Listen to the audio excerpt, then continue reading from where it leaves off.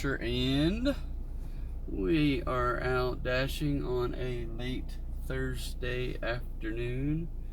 And yeah, just I turned it on a couple of minutes ago from the house and already got a decline for a $3 order for a 9.2 miles. So I was like, that is a bit of a stretch. So I stayed at 81% on my AR with that. And then I just got another order that was a large catering, 24 items at a little Asian restaurant that's going like 11 miles. So I went ahead and accepted it, and for $17.20. So I figured that one will take me close to an hour, just because this place is relatively slow, and 11 miles, it might take me 20 minutes there and 20 minutes back. So hopefully it is, I think it might be in an area that might still be dashable, so to speak. So anyway, the things that we deal with on the Rambling Dasher. So welcome to a Thursday. It's a short day, and we will get out there and just see how much money we can do. I do need to make up for last night, because I did not dash last night. It was storming, and I was just like, you know what, I don't need to be out there when it's straight line winds coming through and knocking stuff all over the place, and I don't need to mess with all that. It's not worth it. So I stayed at home. But that puts me about $100 behind on the week. So we'll see what we can do to make that up today, tomorrow. I may work a little bit late tonight. Here's my dilemma: is I've been eating out more, and therefore using more of my DoorDash money for that instead of putting it back where I need to put it and save it for vacation and stuff. So that'll happen, right? So but yeah, anyway, so as always, we will come up with some random top 5 list, and we will have our conversation about personal finance and see what we can come up with there.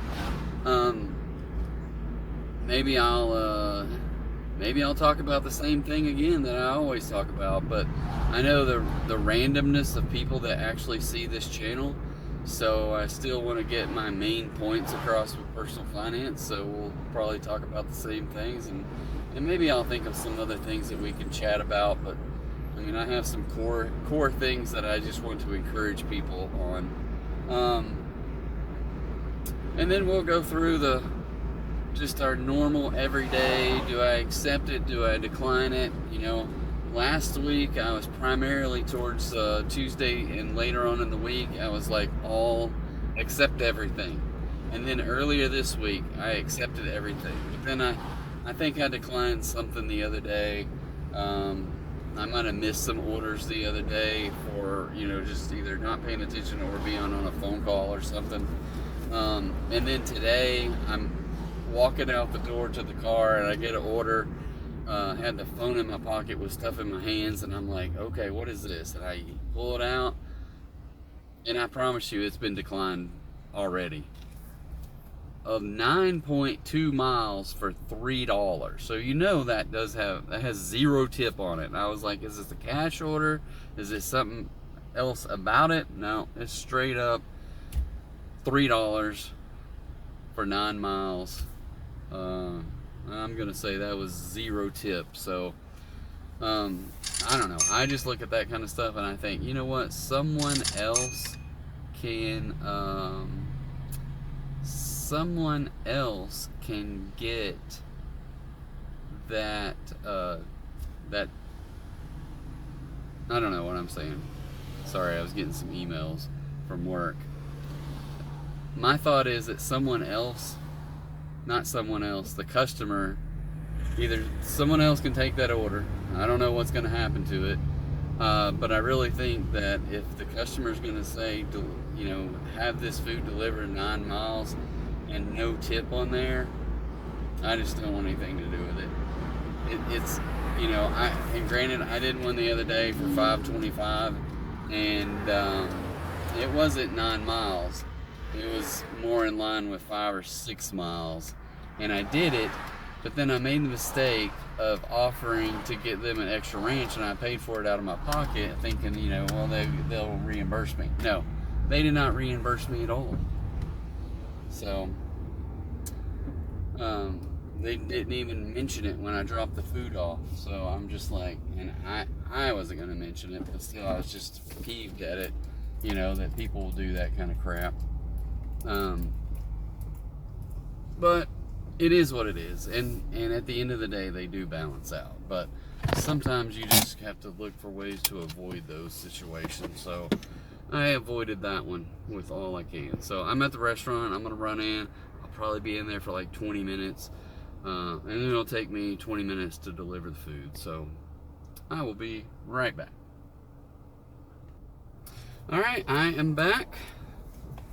I don't think it took that long, so they had it ready, which is surprising. So anyway, it was a lot of food and a couple of boba drinks, which I didn't even know this little place had. So yeah.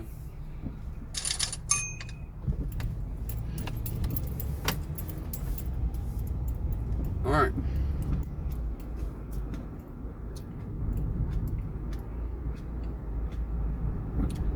I think the order is way.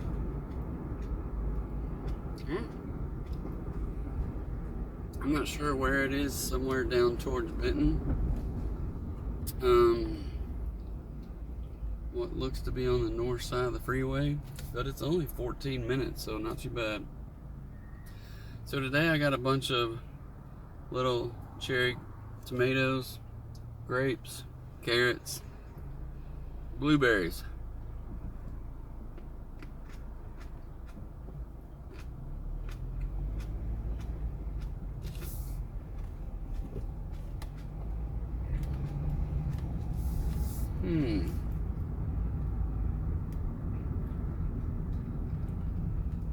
It is hot out here today.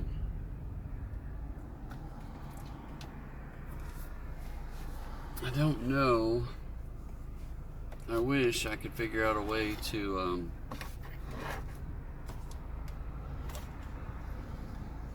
block the air from that from going to the microphone of this phone, but I don't have a way to do it right now.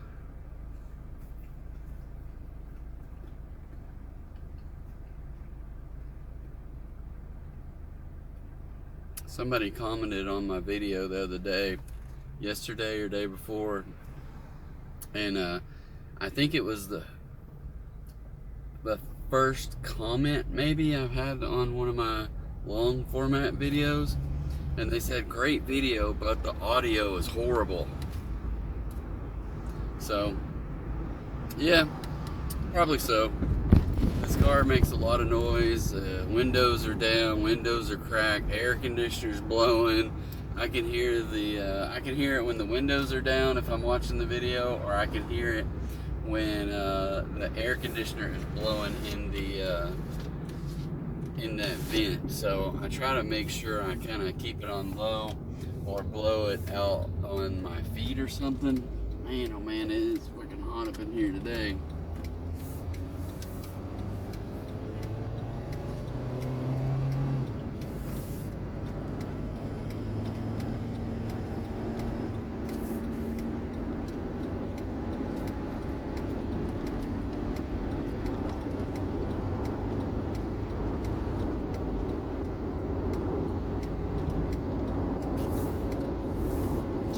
I'm also going to have to work on my miles per gallon. I'm down to 25 and a half, so it's not looking good in that regard. I got an email from DoorDash. I wonder what it says. Nowhere to go. rush. So supposedly they are updating the app. Want to avoid the rush? Here are updated insights to help you pick the best nearby hotspots. Check for these markers in the app. You'll see real-time updates on hotspot activity, including best spot, more dashers needed, good spot, more dashers needed, crowded, some dashers needed, most crowded, few dashers needed. Dash on your terms with real-time updates that work for you. Check my hotspot, so I'm just going to trash that. My Verizon bill is ready to be paid. Thanks, Verizon.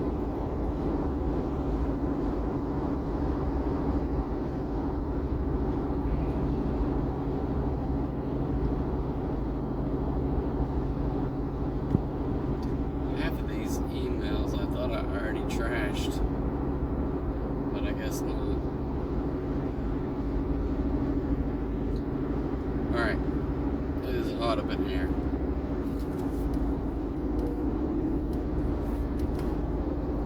We're going to turn the thing towards the feet and turn the fan on.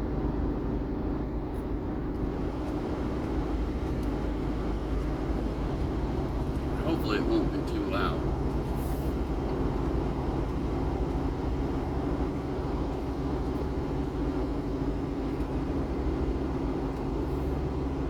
So, very bright, it's very hot today.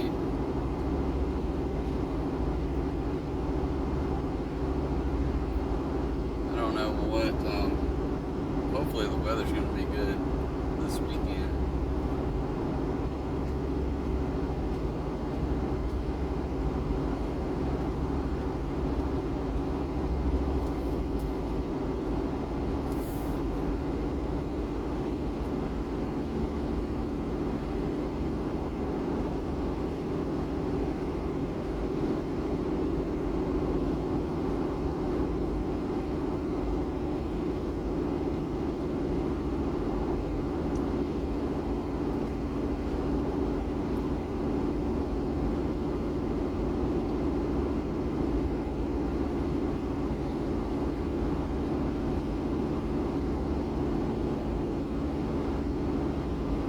Looks like we're going to Haskell,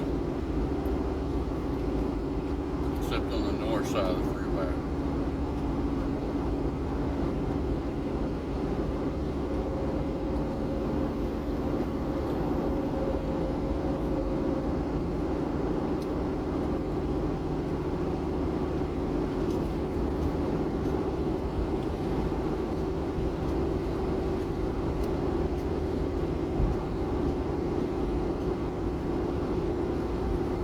Good to see the progress of where they're building the Buc-ee's.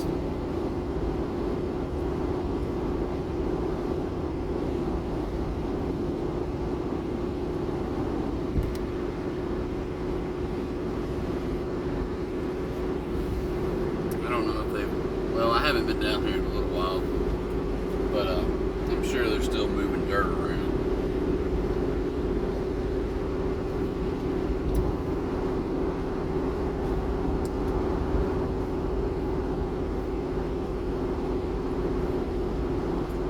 One thing that's interesting to me is that they don't have a Buc-ee's here, and all of a sudden they start planning to build one here, and now they've got billboards all over the place that say, hey, Buc-ee's 262 miles away. So I'm sure they're just trying to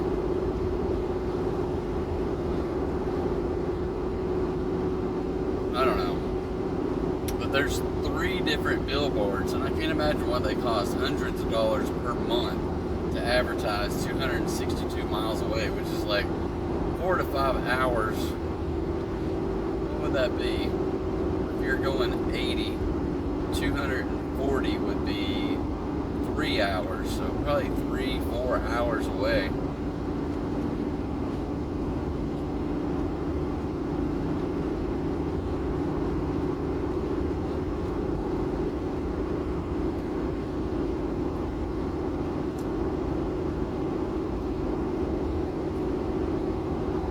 like a long ways away to advertise 3 Buc-ee's billboards within a couple of miles of each other. We're 200 something miles away.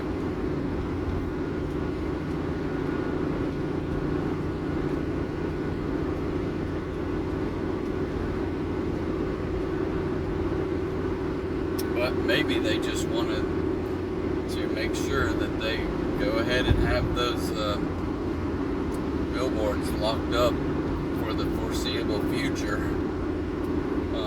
for their store that's going to be like 2 or 3 miles away.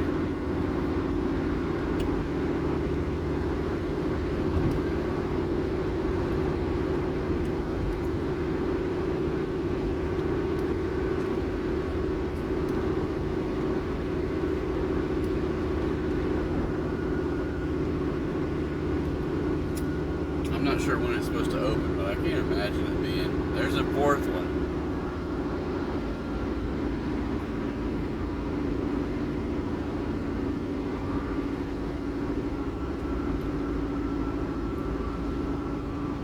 So 4 Buc-ee's billboards, and one of them was a double decker, so it took up 2 spaces.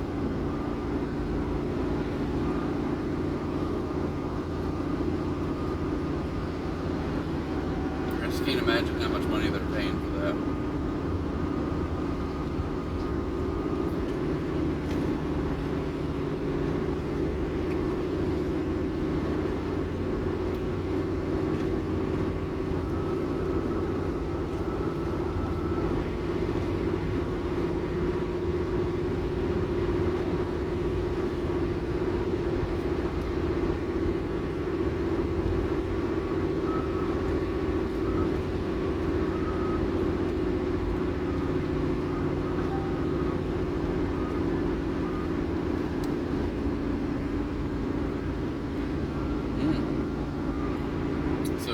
I just got a message that says, "Thank you, we'll be waiting outside."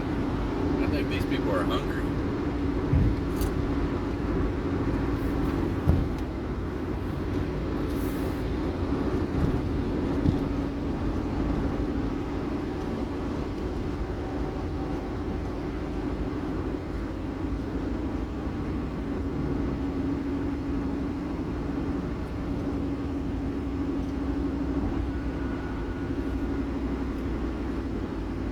Got a big old place they're working on. I really don't know. Like, they've got 2 different big places they're working on here. I don't know if they're going to be in the bottom one or up on this hill that they're cutting out.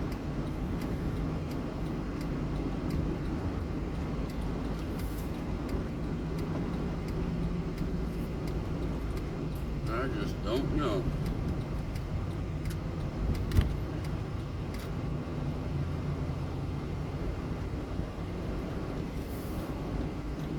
Definitely, I don't know, I'm assuming they've had to bring in a lot of filled dirt because this is kind of swampy down through here. They definitely are busting out the roads. They got things going underneath the roads with big 1/2-inch thick metal covering the road.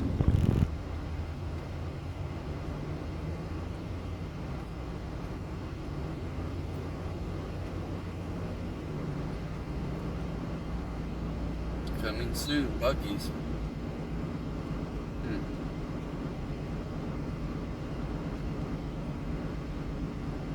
It looks like they bought a house right on the corner to serve as their construction crew.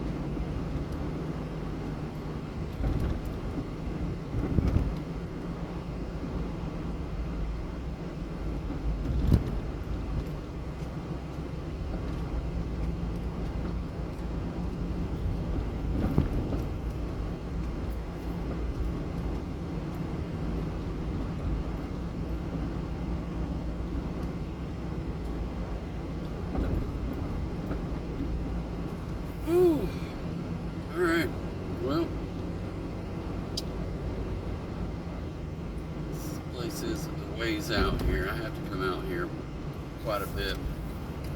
Most of the time I miss this turn and have to go up here a ways and turn around and come back.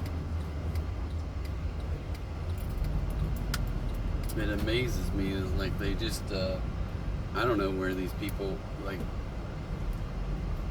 whoever these developers are, just buy up large swaths of land and build houses out everywhere. So it's kind of interesting in that regard.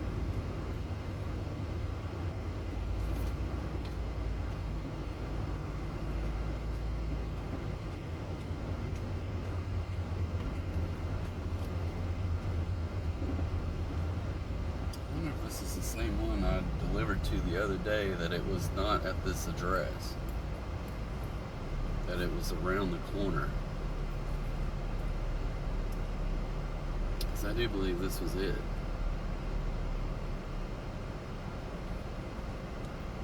Let's see.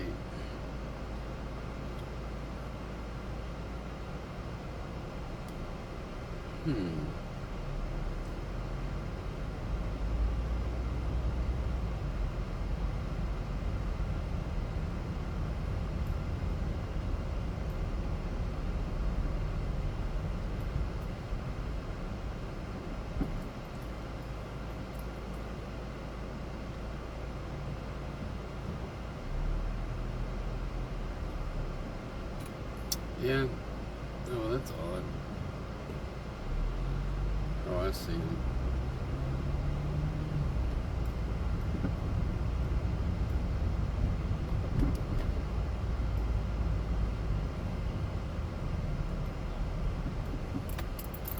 Alright guys, we'll deliver this and I'll be right back.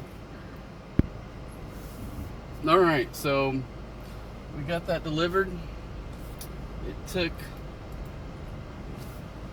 seemingly less than 20 minutes to deliver it, but pretty close. I don't know, it seemed like it was 3 minutes after when I got in the car with the food. But maybe it was later than, I don't know.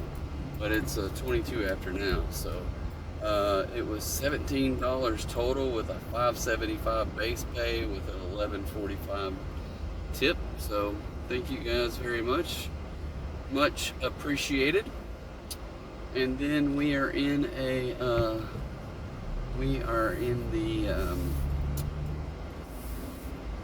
we are out of the zone.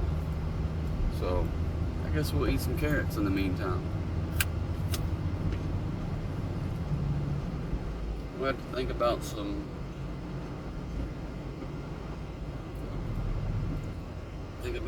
DoorDash, or some, not necessarily DoorDash, but just think about some top 5 lists that I can come up with.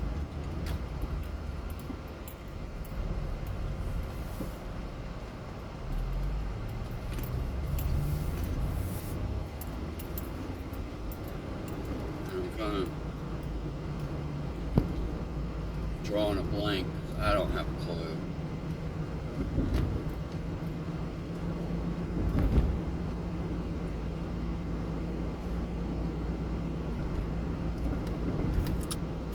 I do not have a clue.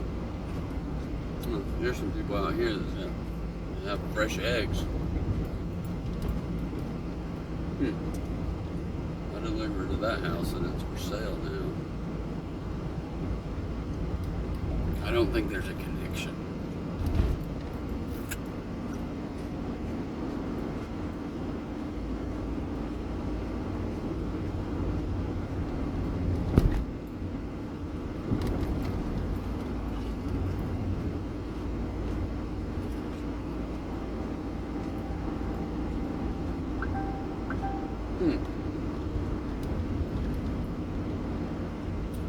So I just get a $4 McDonald's order for 3.8 miles.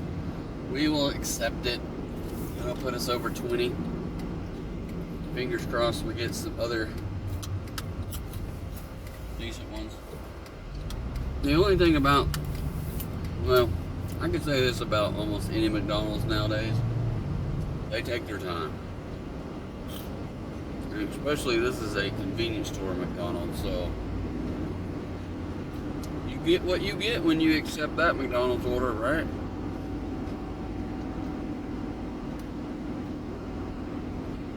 But it's out here at the very edge of town where you're going to be delivering, and it's relatively quiet out this way, so not that bad.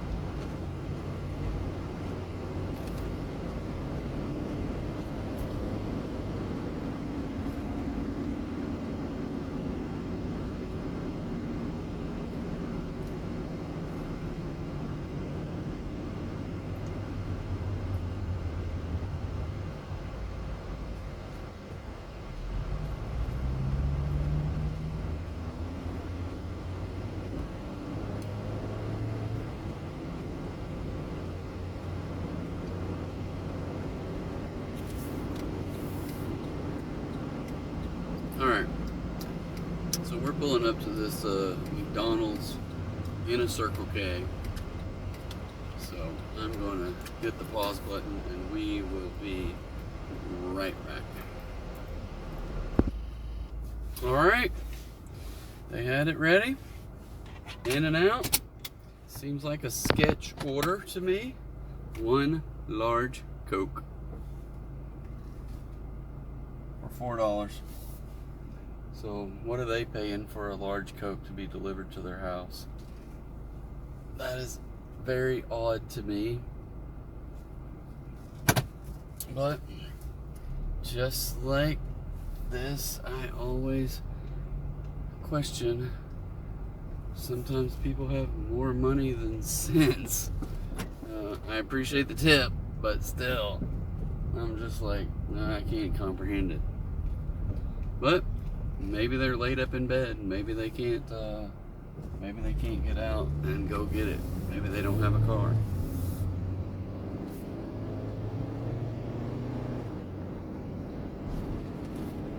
So, if you don't have a car, is it cheaper to have your food, fast food and groceries and everything else delivered as opposed to buying a car? I guess that's a thought, right?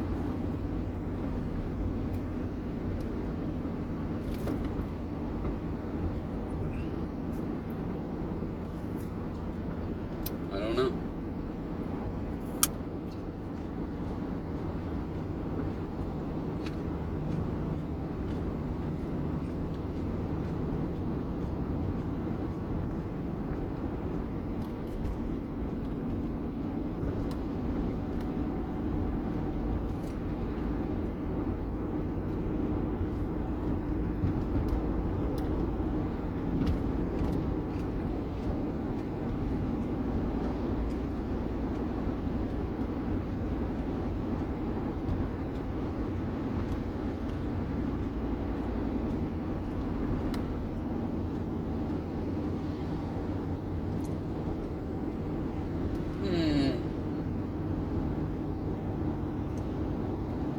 One thing I was going to look at was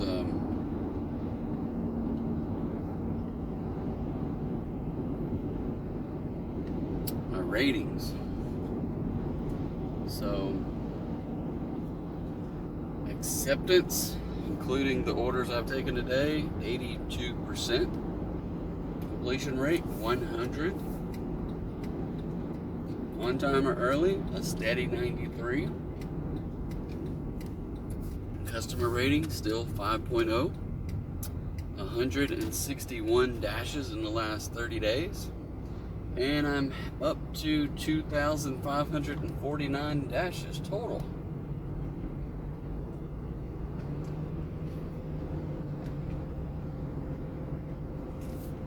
I will say we had a rather bleak Tuesday dash, where we had a whopping, I don't know what we had. I know I had 111 the other on Monday, which was abnormally good.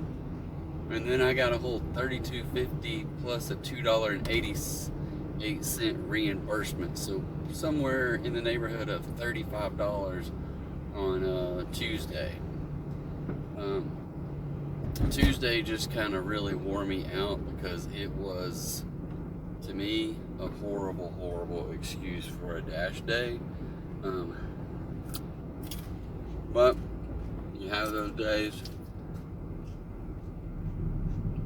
I probably spent the last 30 minutes to an hour working on a deal where they said I was the third DoorDasher to pick up the food. And I really, really, really believe this DoorDash has got to be able to figure that out. They built in a mechanism to help people from calling support, and the only thing they did was unassign from the order with pay, or no, unassign without pay, right?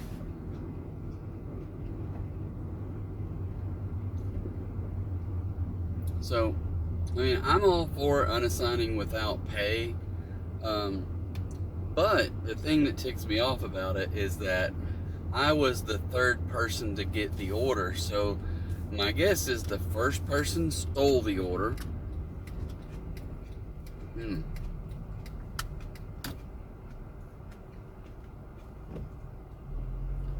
The second, and so they stole it and they didn't deliver, right?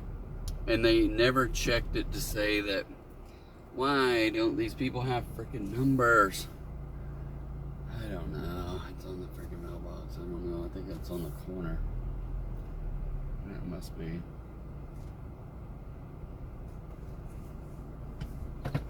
Alright, just bear with me. I gotta turn around.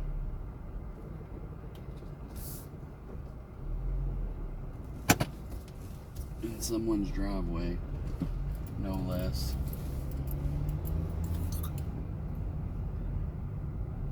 So this is why I don't like this stuff, is that I don't know where the front of these people's house is. I think it's on this other street.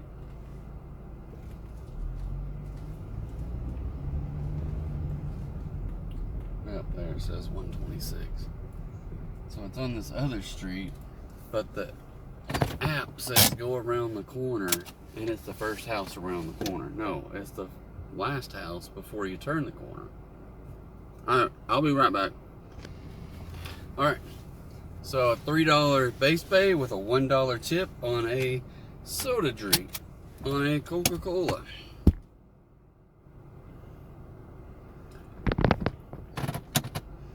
And we are up to $21.20. So anyway, yeah.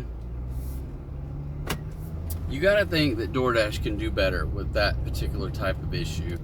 Is if you have an order that says it's not picked up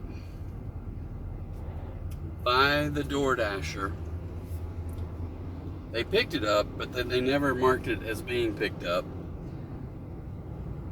The customer never gets their food. A second DoorDasher comes up there and says, hey, I'm just gonna unassign without pay because the food's already been made. I mean, here's the deal, is that the options are in the DoorDash app. It says the restaurant has an issue, and the options say someone's already picked up the food. Okay, so your option at that point is unassigned without pay. So what does that do? It bumps it to the next DoorDash driver. So I drove, like, I don't know how far I drove, a few miles out of my way to go to this restaurant walk inside to realize that, hey, you're the third person who wants to pick up this food. So me, instead of just going through it and unassigning to give it to a fourth one, I take the time to call support, because that's the nice thing to do. And when you do that, they'll give you half pay, which was only $2.88. But it's still just frustrating that if I would have unassigned it, it would have went to another person, and another person, and another person. And then all along, the client is not getting their food. So, I don't know. It was very frustrating. I think DoorDash could do better in that regard.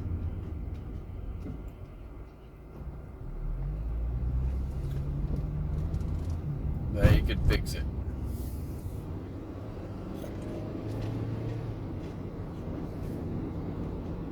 Alright, so heading back up the freeway. Well, I'm not even to the freeway yet, but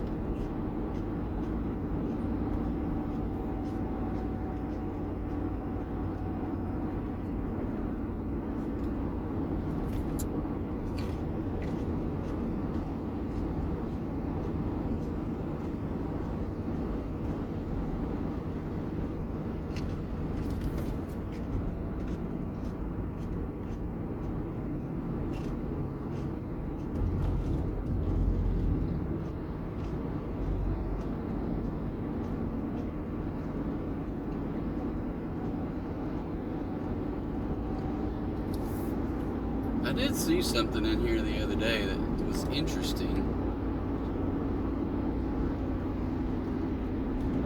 I'm not sure where it is.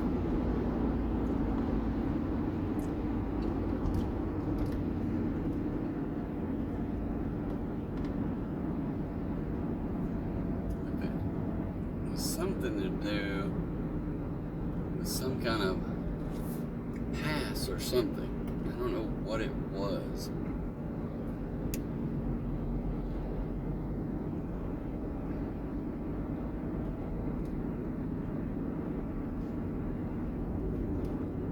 Oh, I know where it was.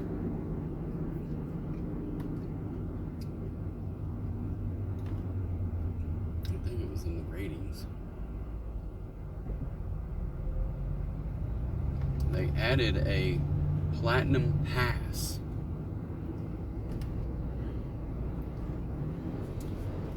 So let's see what this says. Keep going to earn platinum pass. Get a platinum pass. Every 4 weeks you dash with platinum status up to 3 passes total.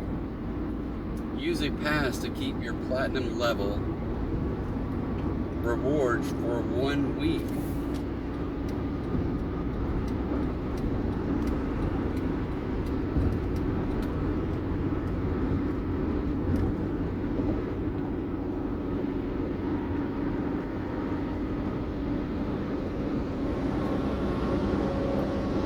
Platinum level rewards for 1 week if you don't meet the reward level requirements.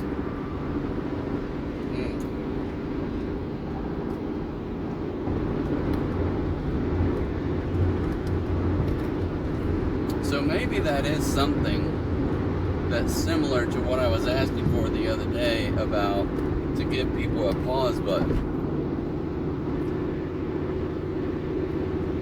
So I wonder what happened. I don't know what would happen. So I don't have set a platinum pass, get a platinum pass every 4 weeks.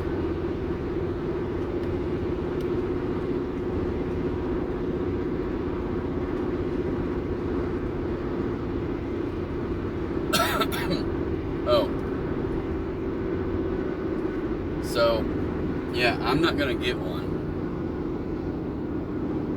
And it looks like that. So the way it works is there's a I guess a 30-day window where you can, if you stay platinum for 4 weeks in a row, maybe it's 28 days, I don't know. You will get a pass. And I guess if you do it for 8 weeks, you get 2 passes, and you do it for 12 weeks, you get 3 passes. And then if you fall below platinum status, then you use one of your passes to bump yourself back up to platinum for a week.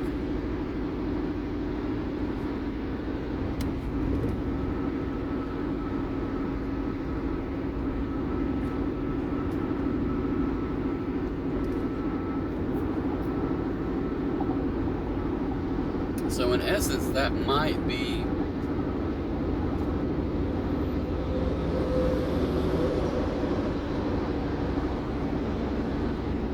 something to think about.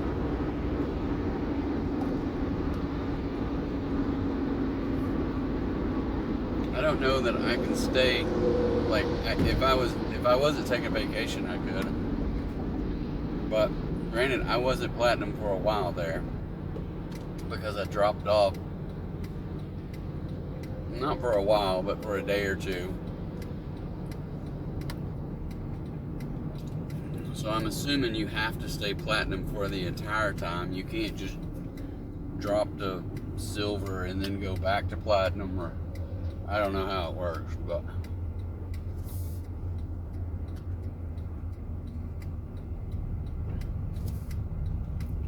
I don't have any passes, all I know. But in theory, if I came back after taking a month off, I could use a pass for one week to be platinum, and then potentially get better orders because of it, and then use it again for another week, and then in 2 weeks I would still not be up to platinum because I took off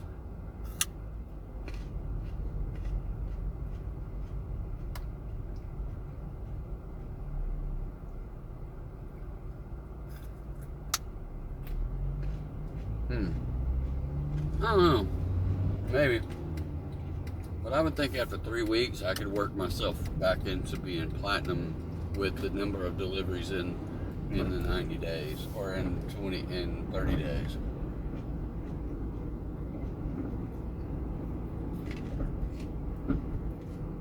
I hope I could, though. I would think I could be able to do that.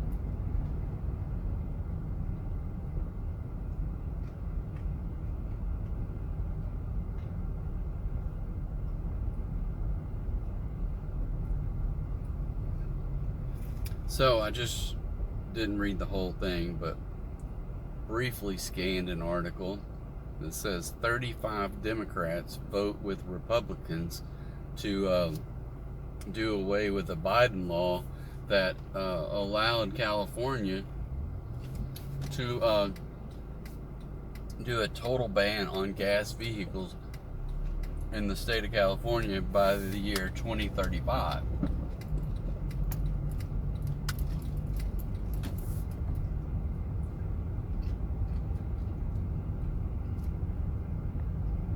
So that's interesting.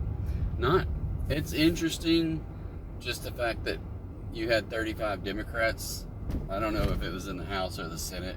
If it was Senate, it would be a big deal, but if it's in the House, not so much, because there's hundreds of them in there. But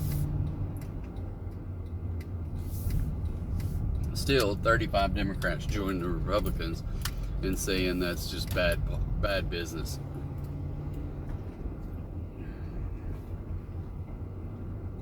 I mean, it takes competition away from car manufacturers, and therefore they would be able to raise the price on electric cars, because there would be no competition at all, and everyone would have to buy a electric car.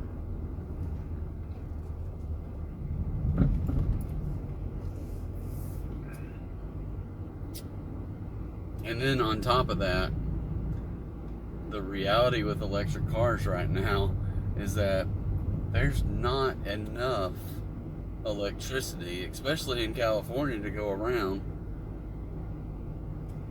to say that we can support all of these electric cars. Millions and millions and millions of electric cars driving around California would, number one,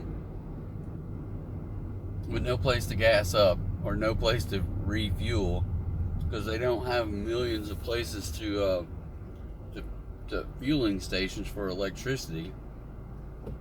And then on top of that,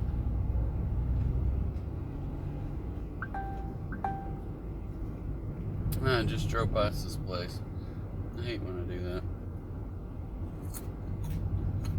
753 miles.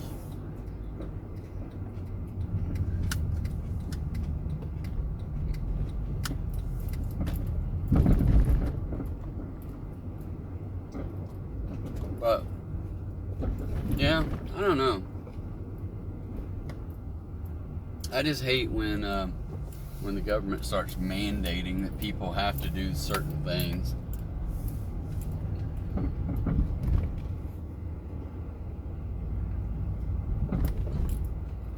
So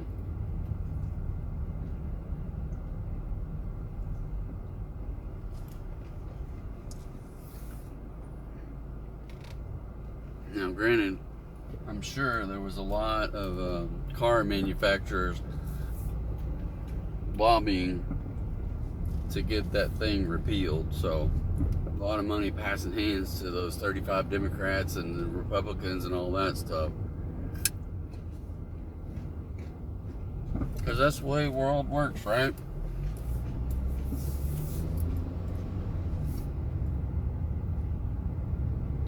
That is the way the world works. Lobbyists everywhere. Alright guys, I'm pulling up here. I'm gonna run in and grab this food. I will be right back. Alright guys, got it all bagged up in there, trying to keep it warm. 8 minutes away, 3 miles away. Okay, I'm gonna figure out which direction to go here.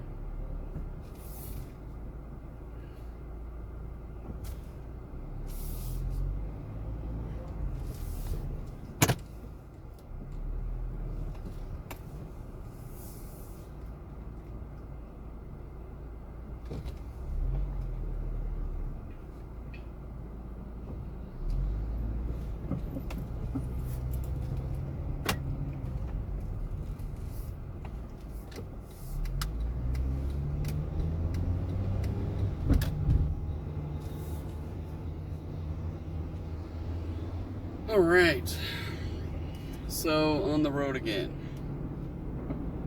I gotta come up with the top 5 today. I don't know what it could possibly be.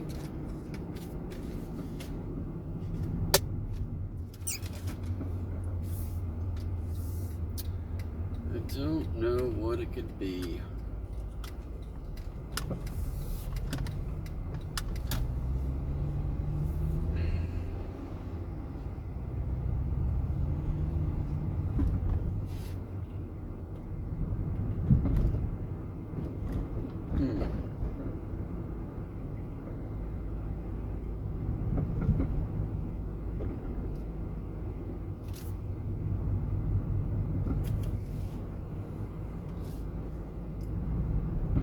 Anybody have any suggestions? That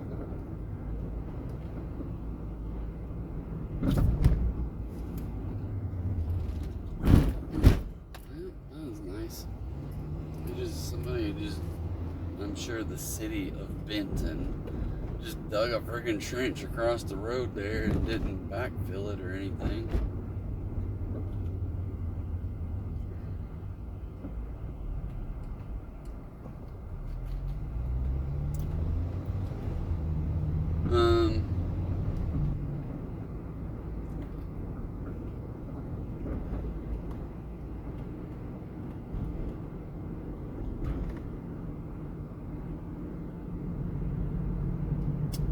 It's like baseball practice is starting up.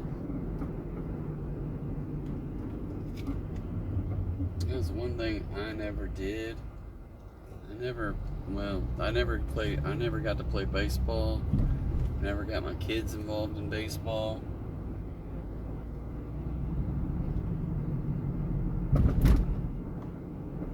Just one of those things we just didn't do.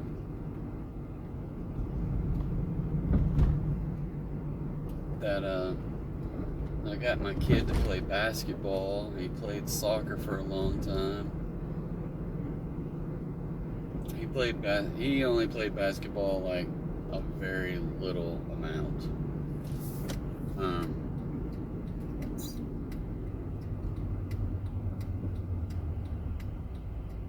Like kindergarten, first grade, or something like that. Seems like he played later on too for a rec team.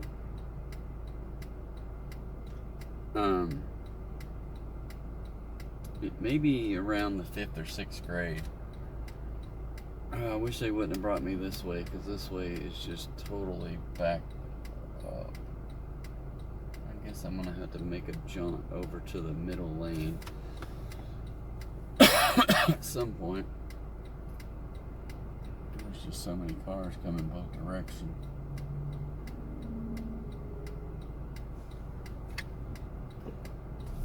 Alright, middle lane, here we come. We're out in the middle, in no man's land. Okay. Made a run for it. Okay, still 2 miles away, 5 minutes. Alright, I'm going to put you guys on hold. I got to make a phone call. I will be right back. Alright guys, I am back and trying to find this house. I think I'm about here. I think this... Oh crap, I don't know if this is it or the next one. I don't think that's it. I think it's the next one.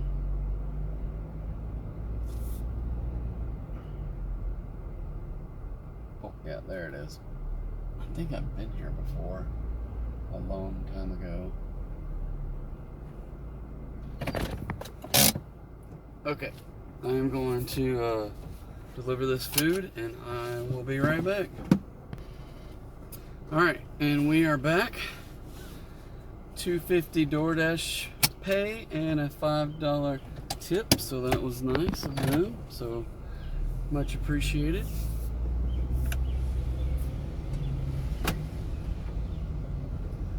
I'm not too sure about this neighborhood I'm in or anywhere I'm going, so let's see if I can get out of here or remember what I did to get here.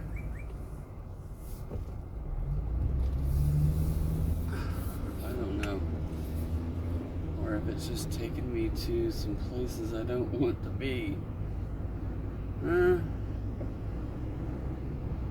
not. Okay. So,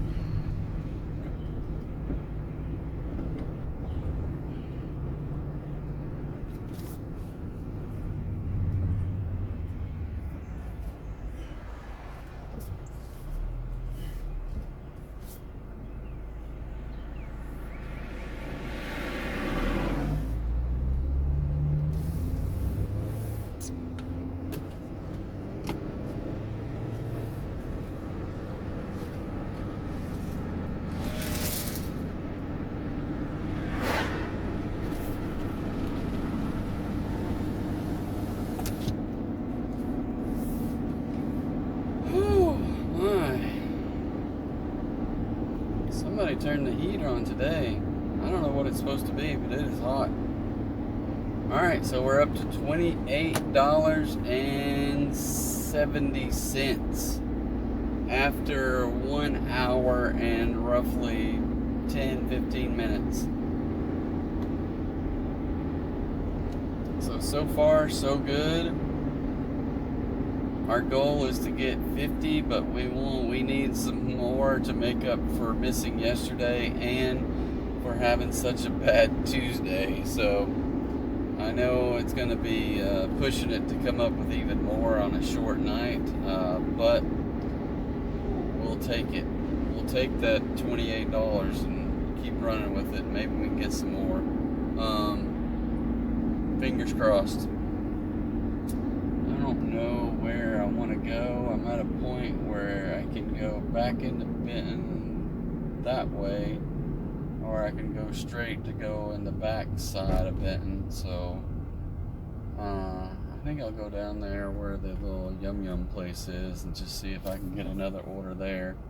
So there's a place in Benton called Yum Yum. They got 2 of them in Bryant. They're all, I think, they're all the same. I don't know if they're the same owner, but they're the same owner somehow. They all have the same menu. They all have the same prices. It's just basically a hibachi, almost like a fast food hibachi kind of like. So yeah, it's it's just good hibachi food. You know, it's nothing just overly amazing, but for what they do, it's pretty good stuff. I haven't had it in a while. Might need to remedy that, but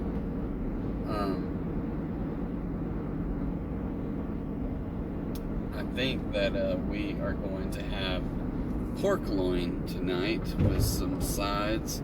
Not sure what all we're gonna have, and I just checked with my daughter to see if she could run over there and put that thing in the oven in a little bit. So she's supposed to be working on that, so we'll see what happens. We'll see if and I think it takes about an hour to cook, so yeah.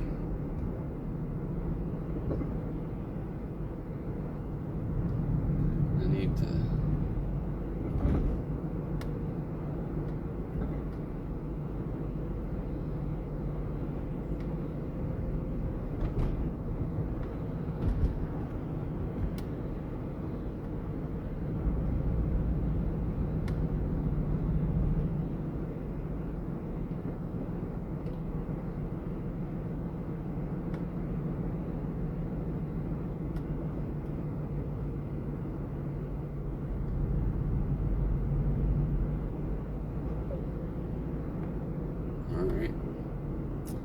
Yeah.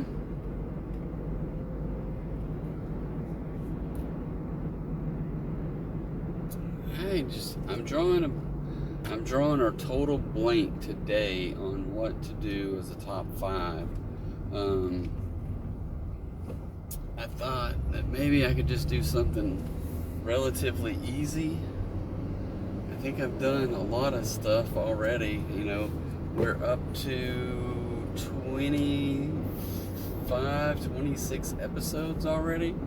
Now some of those Dashing in the Darks, we don't do a top 5 on those, so maybe about 20 or so episodes. I think we've done 5 or 6 Dashing in the Darks. Maybe more, I don't know. But yeah, I haven't done any new shorts in a week or so because I just haven't had time, but I have got most of the videos are taken care of, other than some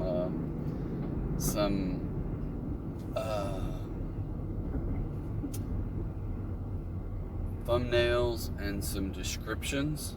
So come to find out, like ChatGPT doesn't let you upload a file like a TXT more than like 3 times a day for them to review it unless you pay them.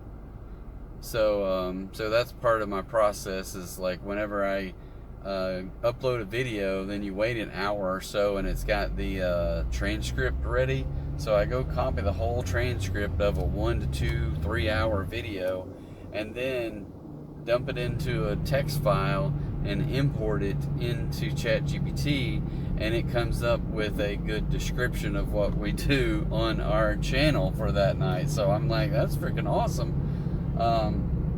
With bullet points and everything else. So it's kind of nice to do that so I don't have to come up with cheesy descriptions. Also, what else does it do?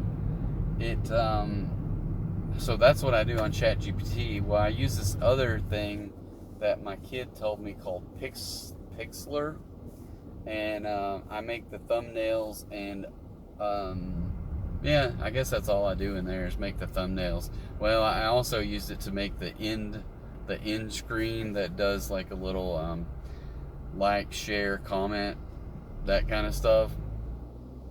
Subscribe. To make one of those, and I've changed all the images to be I don't know what it is, 9:16 or 9:16 ratio instead of 16:9, or I don't know which one is which, but I made it to be vertical instead of horizontal because I'm recording vertically, and then that way when you watch the video back on your phone, it'll automatically convert to be full screen vertical instead of up at the top and only have a black area on both sides of the video. So, all right, we have a $10.75 McDonald's order for 4.5 miles. So I will accept it. And we're right here at McDonald's, so they're probably going to take a little while to fix the food, but that's all right.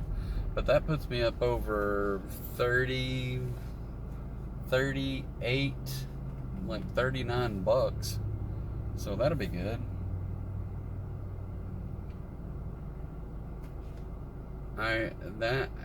I'm just saying that is a rarity to have a $10 plus order at McDonald's. So $10.75. So yeah, that's a rarity. It looks like it's a little ways. I don't know if it's south of town or north of town. I can't tell. It's out away. Seeing how military in Benton is right, kind of not downtown, but I consider it to be like parallel with north and south Benton. So anyway. All right. Well, I'm at this McDonald's. I'm gonna run in and grab this food, and I will catch you guys in just a minute. All right, guys, we are back. Got everything put away. 4 miles. It says it takes 10 minutes. So, we're gonna take 10 minutes to deliver this food.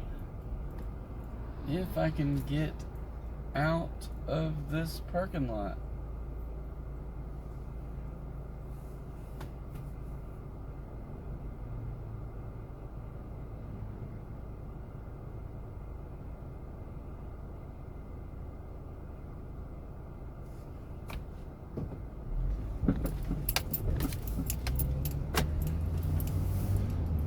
Okay, we made it. Yay! All right. So, I still am struggling to figure out what I'm going to do as a top 5 list tonight.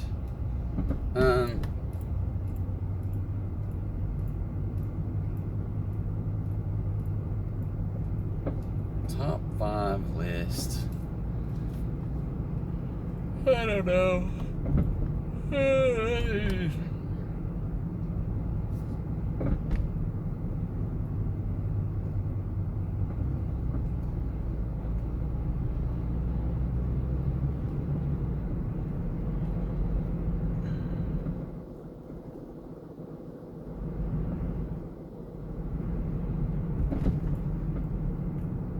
just start coming up with, like, when I have downtime, just start thinking about top 5 lists, and then start putting them together before I do the show, right?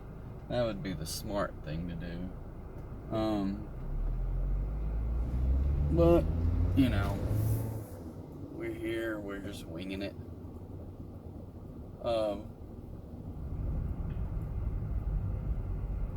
I don't know why there's something stuck on the side of this dude's tire. That's weird looking.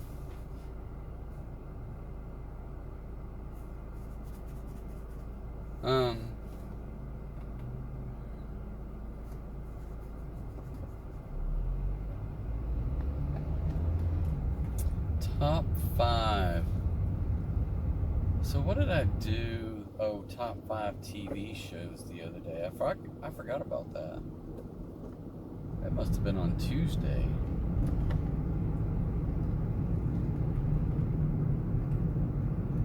Comedy series for me anyway. So that was a pretty good one the other day. If you didn't catch that one, you should go back and catch that. Top 5 comedy series. I'm sure I threw some kinks in there for people that were like, what? But again, it's my top 5, so go watch it. Tell me how wrong I am. Oh, dadgummit, I just was not paying attention. Don't know where I'm going. Obviously, I am going the wrong way now. So now, I may just circle around the block. Otherwise, yeah.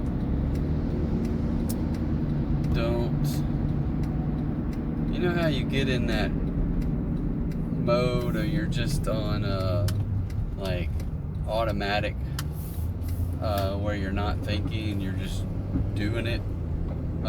Yeah, I do that way too much, evidently. So I was supposed to go straight across the freeway, but I was in this mode of like going down the freeway back towards home. And no, I'm not going home. I got food to deliver. I got some Mickey D's to deliver here.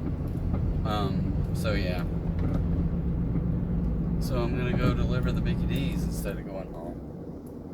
Because right now, all I'm thinking of is I wish I had some food to munch on and something to drink besides water. But I'm really struggling because I'm not supposed to be drinking Mountain Dew every day before I go on this trip, and because they don't have Mountain Dew where I'm going.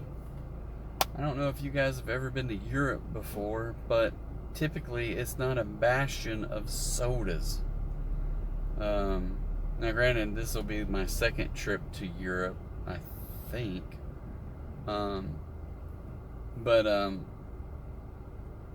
So yeah, the first time I went to Italy, in maybe 2012, and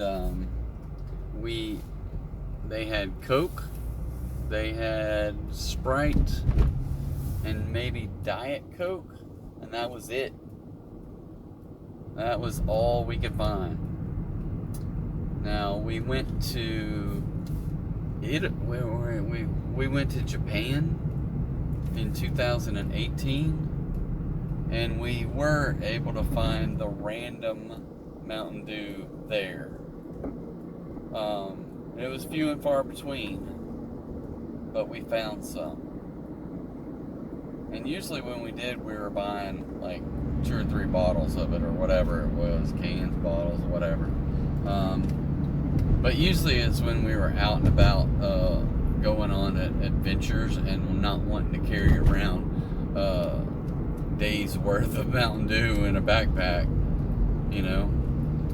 So usually we just got enough for us to drink right then and there, whatever. And truthfully, well, my son likes it now. My daughter, not so much. But it was hard to come by in Japan, but it was worse in Italy. I think I drank mainly Sprite over there.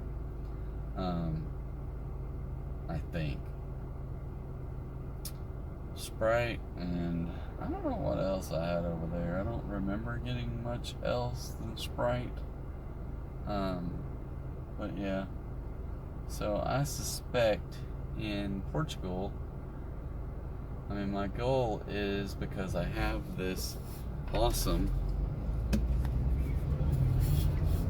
Lark water bottle that I bought off of Amazon, and you can find the link for it down below. Anyway, so hopefully I will use tap water, zap the button on there to kill any kind of bacteria, and I'm going to be taking the filter. I don't use the filter now because I have a filter on my fridge and I just fill it up in my fridge, but I will be taking the filter on this trip, and yeah, just trying to figure out how that thing's going to work.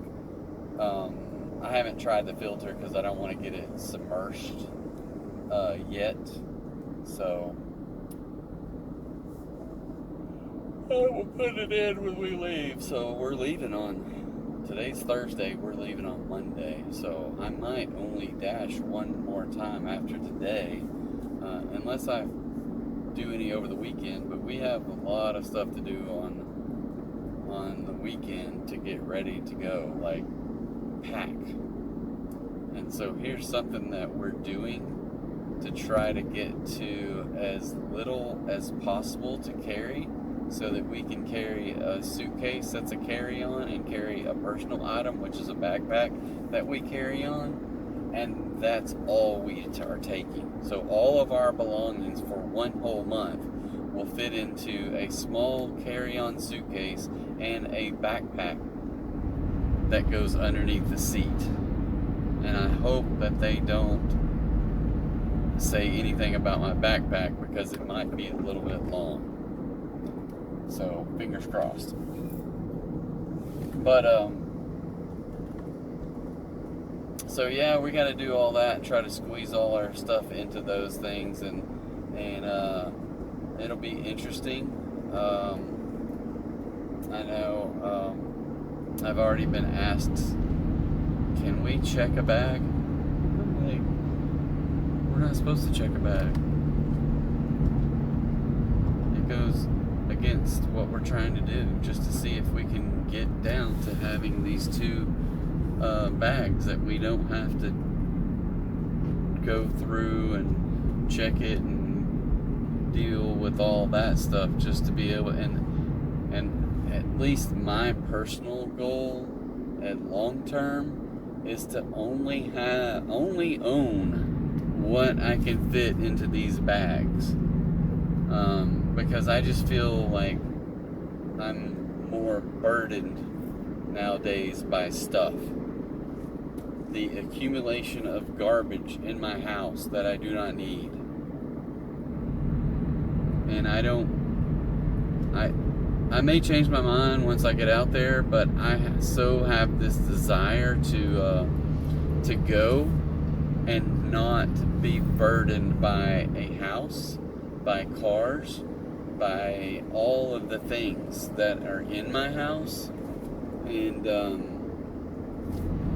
at some point over the next year to 2 years, I really need to start focusing on how can I minimalize the items in my house, so that I don't have to worry about getting rid of them all at once whenever we decide to get rid of the house. At least that's a long-term goal that's 3+ years away. But yeah, I would like it. I don't know if my kid is going to go to college or not, but if he does, then when he goes, I would like to not have a house, and then be able to start traveling right then. So now we've got some things to figure out, because we both have animals. We have 2 cats and a dog, so that's going to be the hardest thing, is to figure out how are we going to go on these travel things, sell our house and not have a place to live, and have a dog, and 2 cats. And something's gonna have to give there. I don't know what. So that's gonna be a little bit dicey. I don't know what's gonna happen. I just don't know. It'll be, I just don't know. So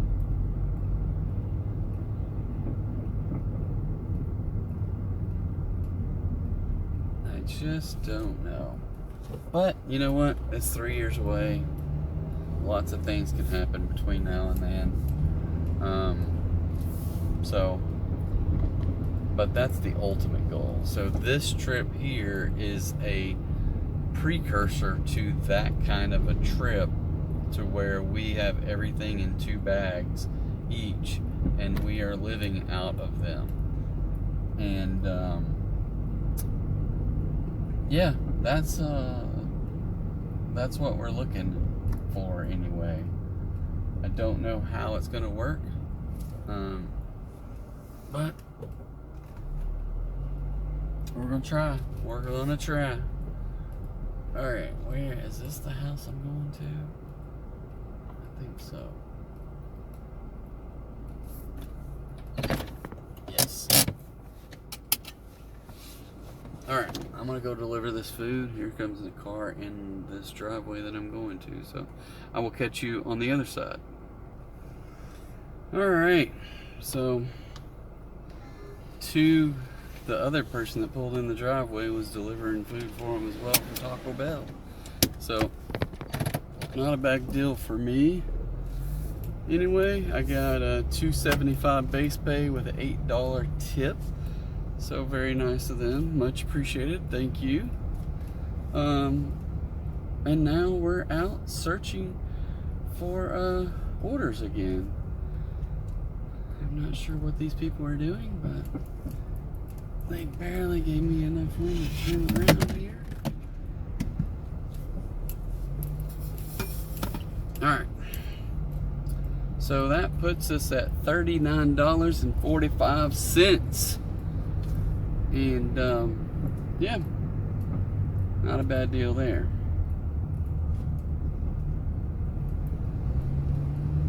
So it has been 1 hour and 45 minutes, and I don't know how to get out of this neighborhood.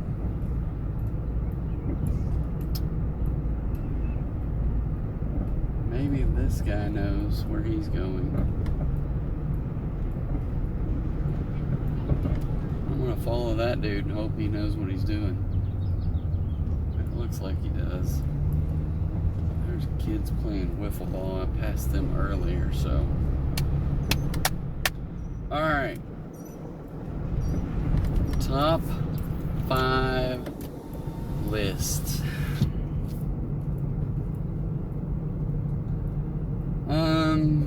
So speaking of travel, I'm trying to think if I can do some travel related top 5. Could I say my top 5 favorite places I've been on a vacation? How about that? I'm trying to think if I've been outside of the U.S. more than 5 times. So, 1.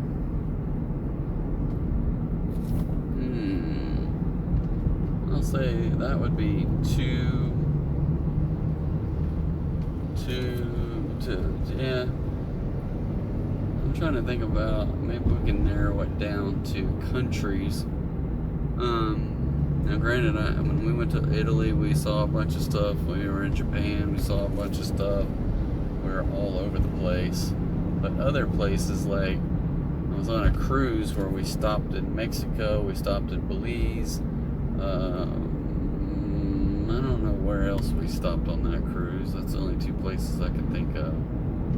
Maybe we stopped in, like, some I don't know where we stopped. So, alright, we're down at this end of town, Papa John's for $6.75. I'll take it. Hopefully this far out they can have it ready when I get there.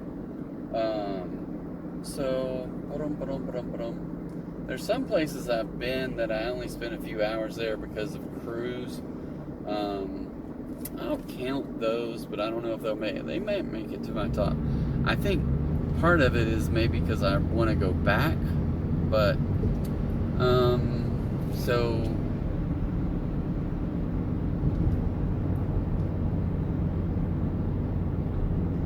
Canada, I'm gonna make them my top 5, even though I haven't been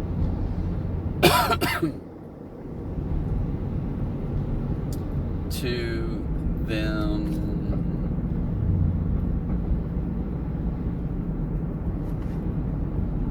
I'm trying to think how. So, yeah. Okay. How about we do it this?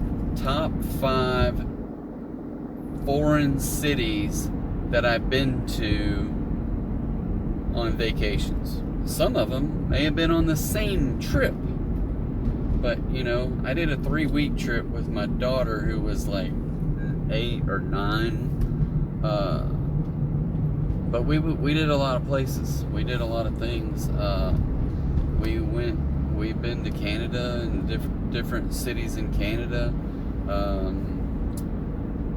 I went to Monterrey, Mexico when I was a kid, but I don't have any fond memories of it being a great visit, because I was with my dad and people he worked with, and they were like, hey, we're going down to Mexico and we might be smuggling people back. I don't know.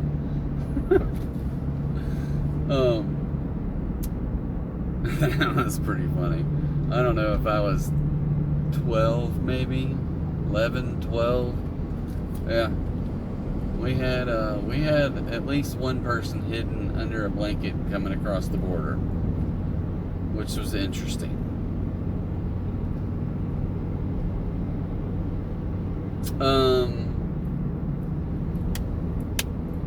I've been to Cancun, I've been to Cozumel, been to Belize, and I really haven't been to Cancun. I won't claim that one because we didn't go to Cancun. We were in Cozumel, and then we caught a excuse me,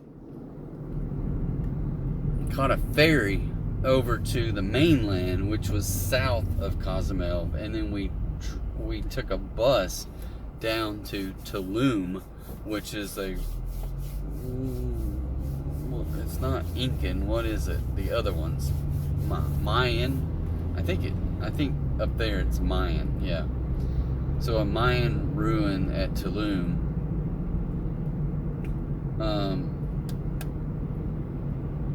So now just thinking about these things and trying to rank them. So I feel like I know my number 2, number 1, number 2. I don't know how they could be any other ones, but maybe.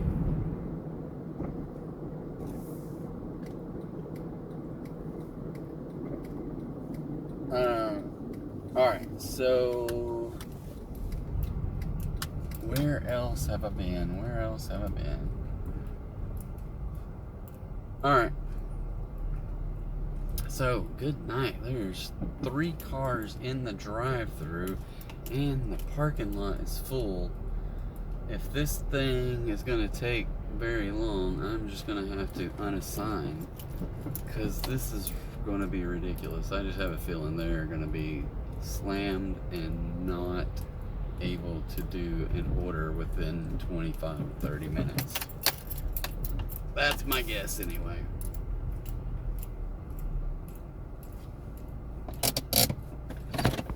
Alright, so when we get back, I will come up with my top 5 favorite places I have been on vacation as far as cities go. So, alright, we'll be right back. Alright guys, I probably took a good 15 minutes there. 7 minutes to deliver.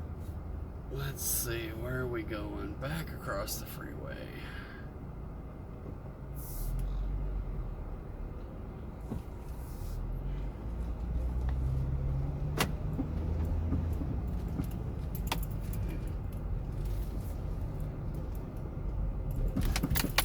Alright,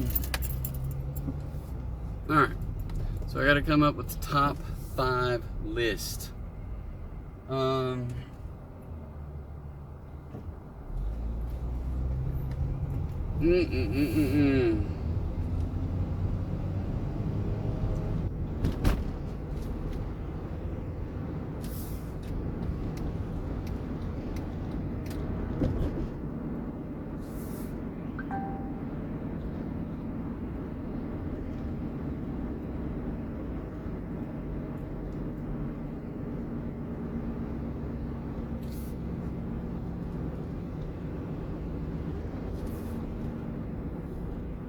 Alright, I think I have got it. I'm not sure about the rankings. Where else have I been? There.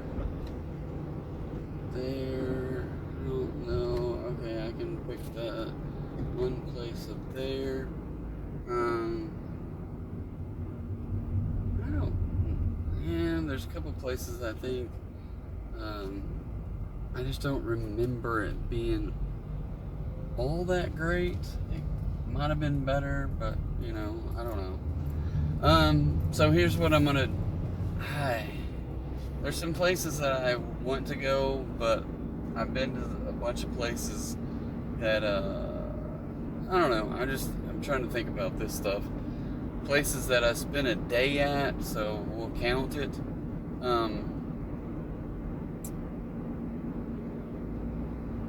So, I feel like my top five vacation spots or places that I've been, and I'm just gonna name one of them. I don't really know the name of the city other than it was a place that I went there. So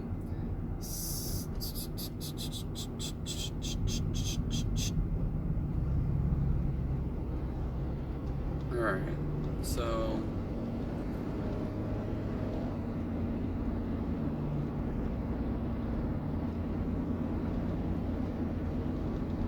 and so okay.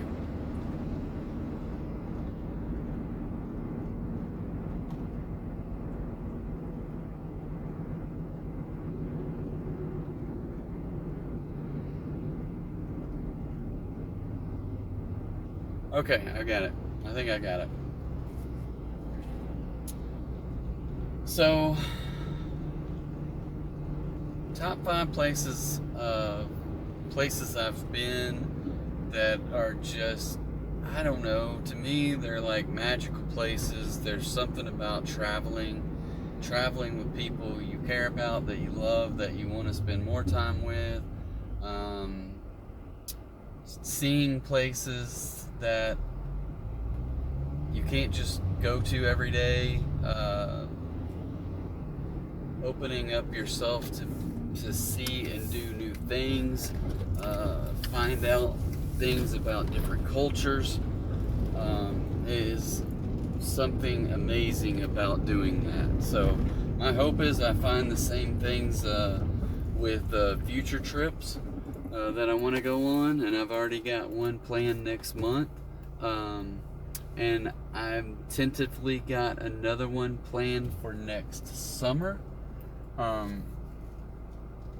So hopefully, you know, DoorDash is going to pay for all this stuff, right? Oh, hang on. So I'm going to start out. Okay.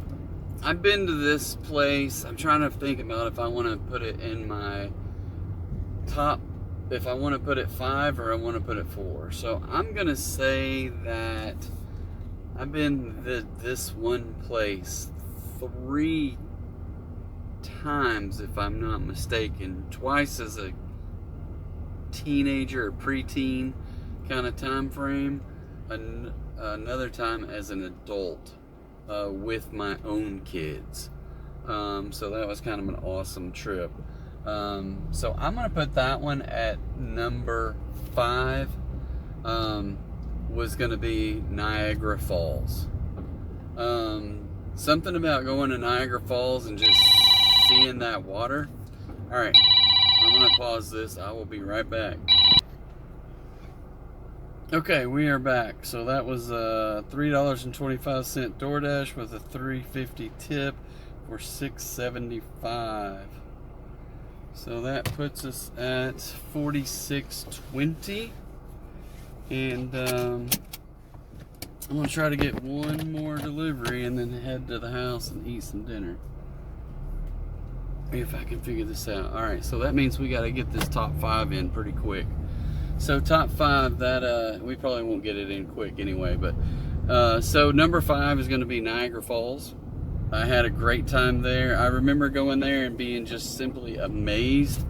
My dad is from northwest Pennsylvania, and we went 2 different times with his friends that we went to visit my grandmother up there, and we took off with some of his high school friends and some of their kids that were my age at the time. I couldn't have been like 13 maybe. I don't know, something like that. But we went to Niagara Falls 2 different times back then, and then again in 2019, I think. Yeah, 2019, I went with my kids, and we flew into Toronto. We got a rental car. We did a day or 2 in Montreal, and then we drove back to Niagara Falls. And I think we only spent 1 night in Niagara Falls, but to me, that place is just an awesome place to be. A lot of touristy stuff there, but it's still an awesome place just to see the actual falls. Forget all of the tourist stuff, but the actual falls themselves is a sight to see. We went in up in the boat for the Maid of the Mist, whatever. So we got on one of those boats, and I'm glad we did fully deck out in rain gear, because we would have been just drenched. We were drenched anyway, but our clothes, at least underneath the rain jackets, were still somewhat dry. But yeah, that was a good trip that we had on that one with my kids. I really enjoyed that. So anyway, Niagara Falls, number 5. Number 4, I'm gonna say that I did a cruise a long time ago. I don't remember when. It was 20 some odd years ago. Man, oh man. Alright, I'm gonna decline this one just because it's going not where I want to go, not in a direction that's taking me to my house. So it's 7.2 miles, and it was for $6. So I'm just going to say I'm going to avoid that one. It was back to Papa John's, and I know how backed up they are. I don't want to sit there and wait 10 more minutes before I have to pick up a pizza that's going to take me 20 minutes to deliver it away from my house. Okay, so I don't remember. But anyway, so many moons ago, maybe 20 years ago or something, we went to we were on a cruise. We stopped at Cozumel. They took us across to the mainland, and we got on a tour bus that took us up to we stopped at some hole in the wall convenience store where they had tacos that you could get. So I remember eating something like that. But then we took the bus further up to Tulum, which is a ancient Mayan grounds that they had just, I don't know, not very long before that, they said unearthed it, that it was all buried up in just undergrowth, but it's one that was right on the ocean. And so you can walk around on the grounds that they had there, and then you can look over the cliff and see the ocean down below. So that was pretty amazing. I am somewhat fascinated by these kinds of Mayan and Incan ruins on TV, but to actually be there is something different. And so much so that right now I have plans. It's agreed upon with me and my 15-year-old. Is he 15? He's 15 now. And we are going to go to Machu Picchu next summer. So, that is something that I'm really looking forward to. Just to be able to say that, you know, I can mark that off my bucket list and be able to go there with him and spend that time with him. But I'm really looking forward to that. You know, it's still a long ways away, but I'm going to be working my tail off and doing everything I can to make sure that I get to go on that trip. So number 4 is Tulum, Mexico. We just went for the day, walked around. The iguanas were all out there, and then we caught the bus back to the thing, caught the ferry back over to Cozumel, and then walked around Cozumel and went back on the ship. But it was a great place to visit, and obviously I wish I could have spent more time there. Number 3 is from a trip that I made with my kids in 2018. We went to Japan.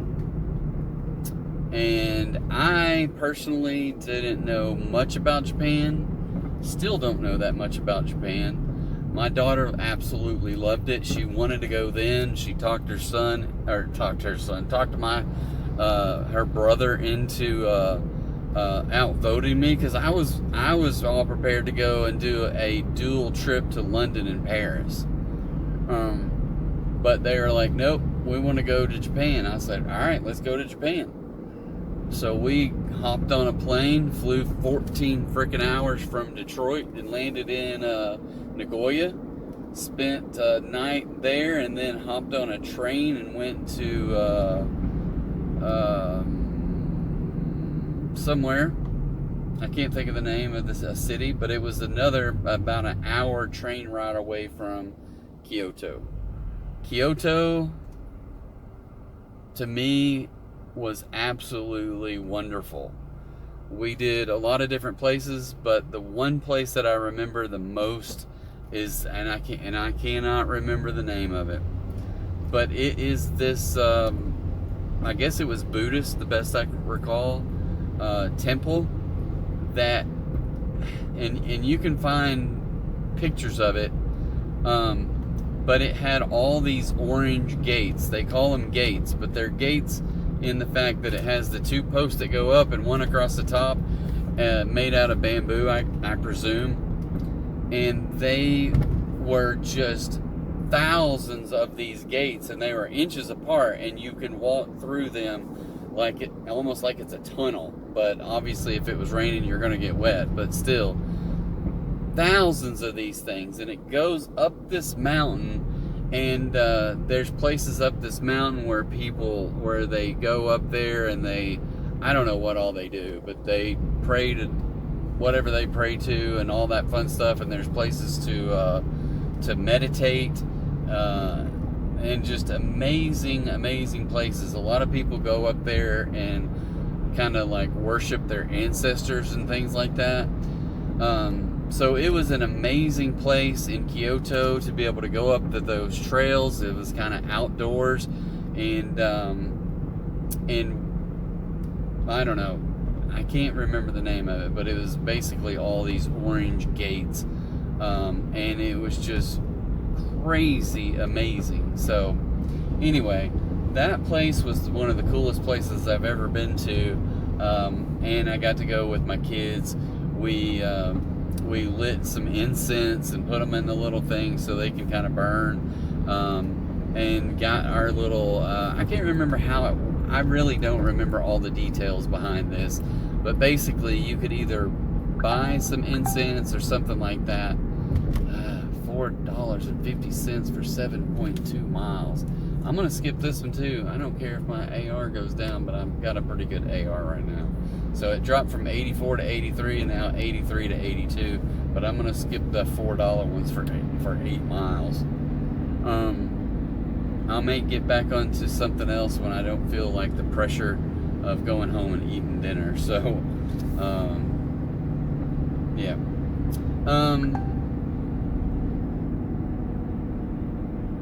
Oh.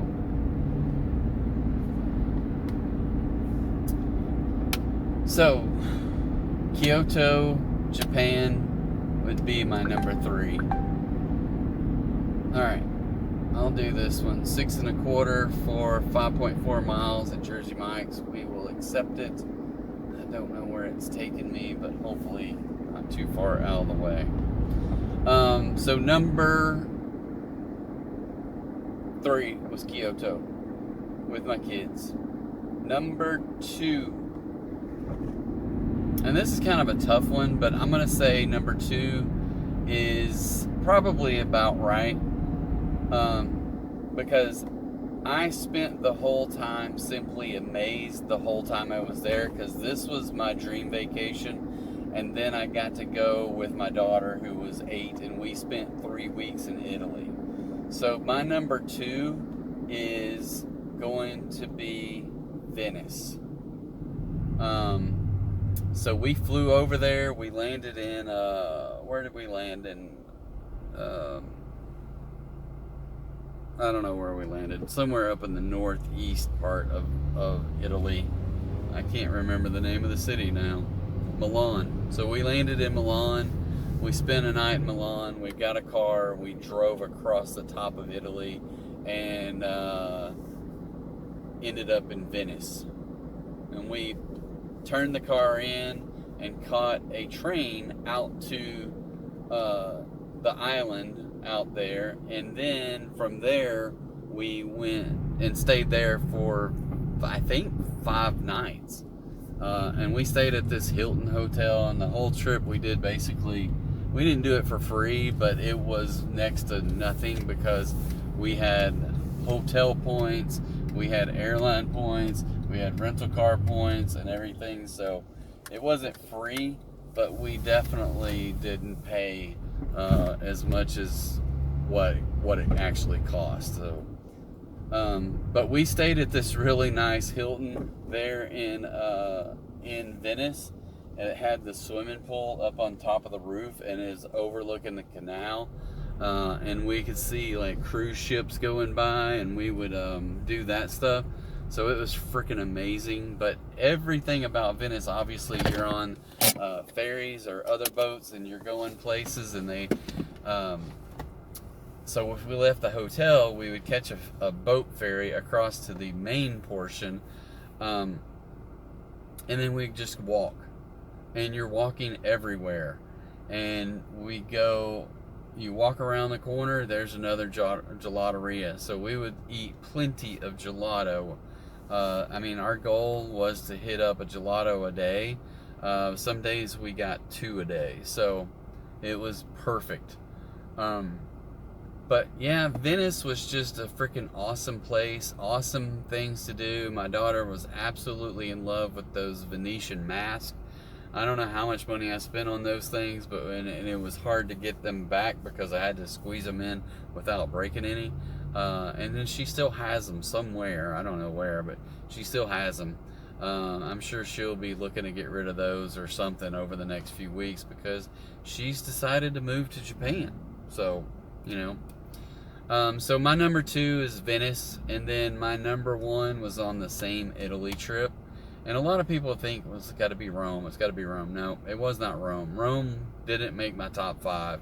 I felt somewhat disappointed by Rome. It was still amazing, but it was way too, I don't know, maybe too crowded, too big, too, a lot of stuff, right? A lot of stuff going on in Rome. It was amazing to see some of the things in Rome, but not Rome. My number 1 place is Florence.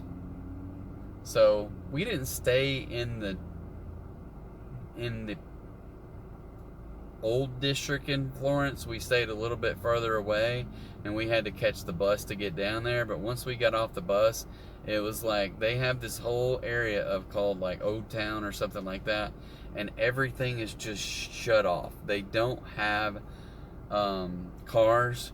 They don't have the only cars that are in there are the ones that are delivering to businesses and stuff, so like food and things like that.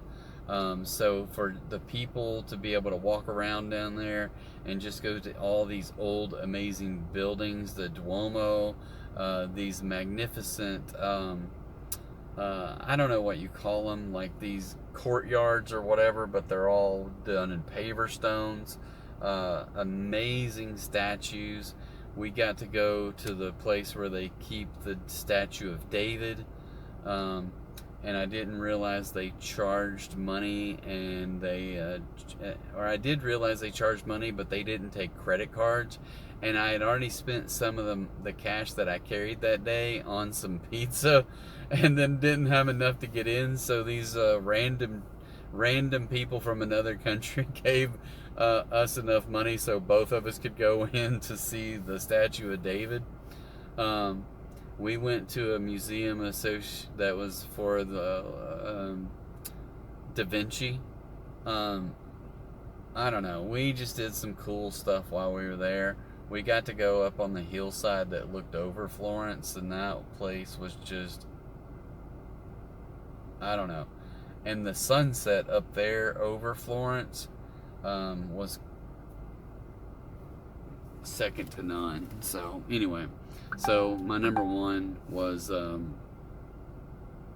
Florence. All right, I just got another order, $9 plus to Slim Chicken, so I'm gonna go ahead and accept that to add to this route. So that's gonna put me up there a little bit more, and it's a plus sign. So all right, I'm gonna hit pause and then we'll be back. All right, I'm back, but I'm right around the corner from the other place, so we're gonna just drive over there and run into Slim Chickens.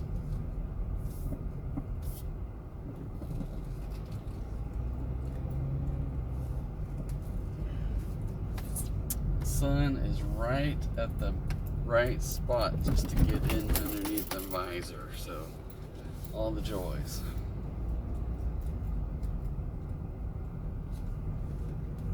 Alright guys, we'll be right back.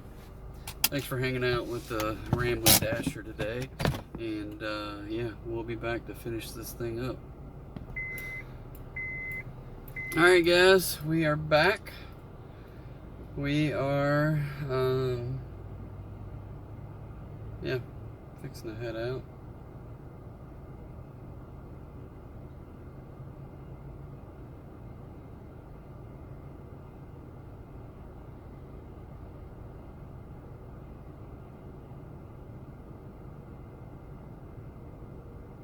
Directions, 10 minutes.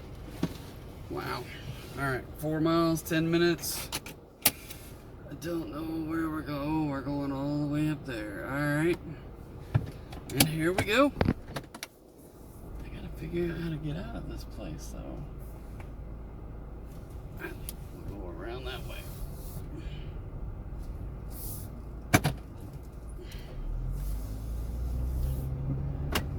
So just to recap on my top 5 today of places I've been on vacation. Number 5 was Niagara Falls. Number 4 was Tulum, Mexico. Number 3 was Kyoto, Japan. Number 2 was Venice. And number 1 was Florence. Awesome trips. Looking forward to seeing if we can find other places that break into that top 5. It makes it hard to just think about how can you put things in a top 5, but it's not an easy thing to do. But one of the things that I do love to do is finding new places to go, or figuring out, how can I figure out how to, one, go on this trip, pay for this trip, explore, do all the things that it takes to book the trip, and then to be able to go and see and do the things. So it's all part of the process and all part of that fun. So one thing I am looking forward to doing with my kid is sitting down with him and mapping out what we want to do and figuring out and doing the research, and because he will be 16 next year, I am going to have him do all the booking and everything so that he will know how to do these things.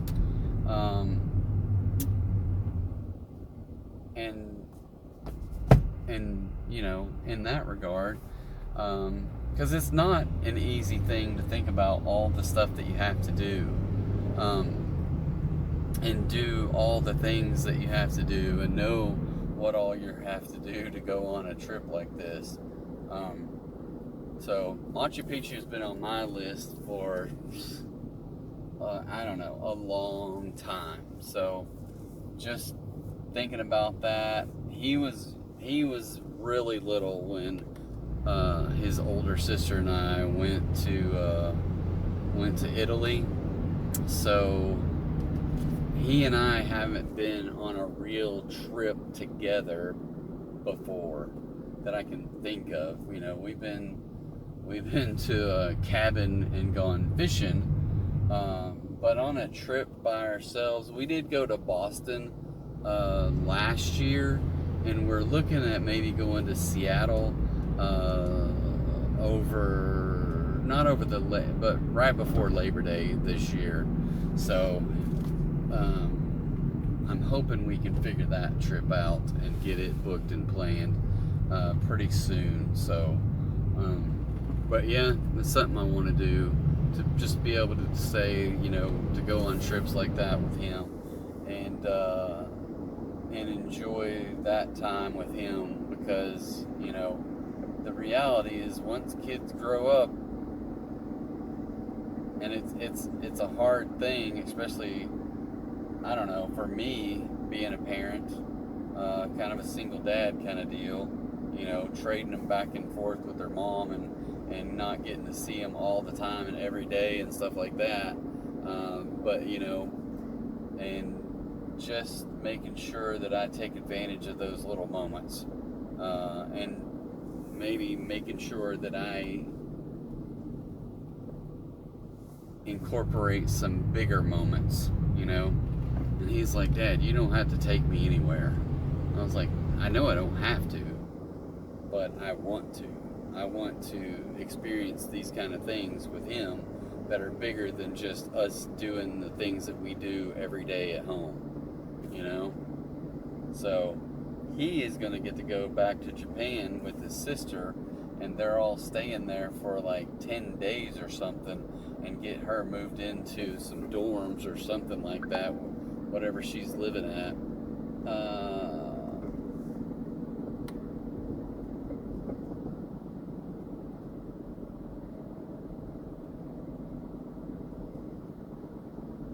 So yeah,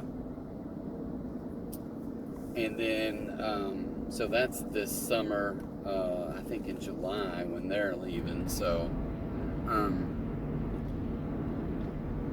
yeah, my kids, I was talking to my girlfriend, and she was just like, your kids have been to a lot of places.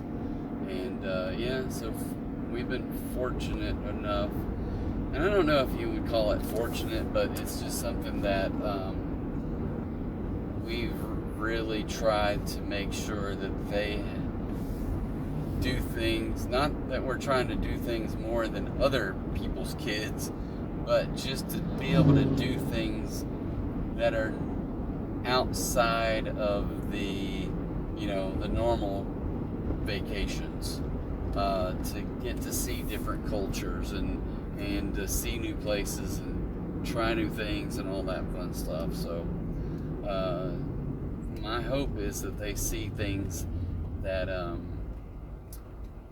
that they can appreciate seeing things from different cultures, different countries, seeing,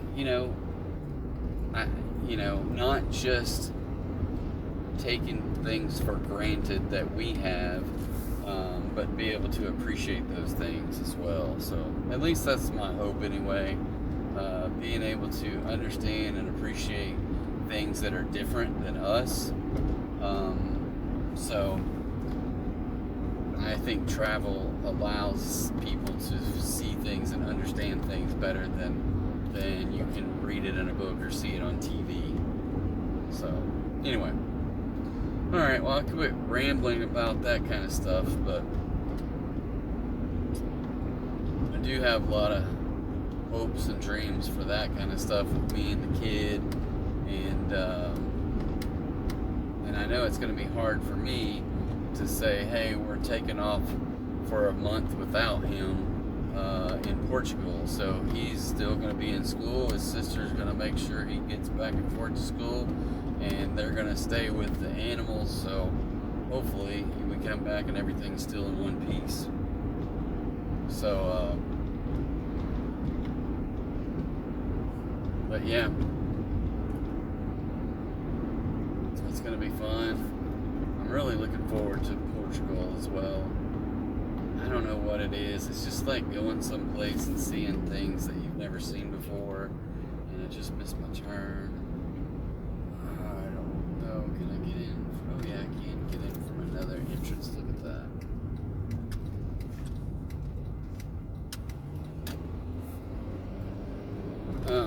But yeah, lots of things to see and do. I'm interested to see Portugal. I've never been there.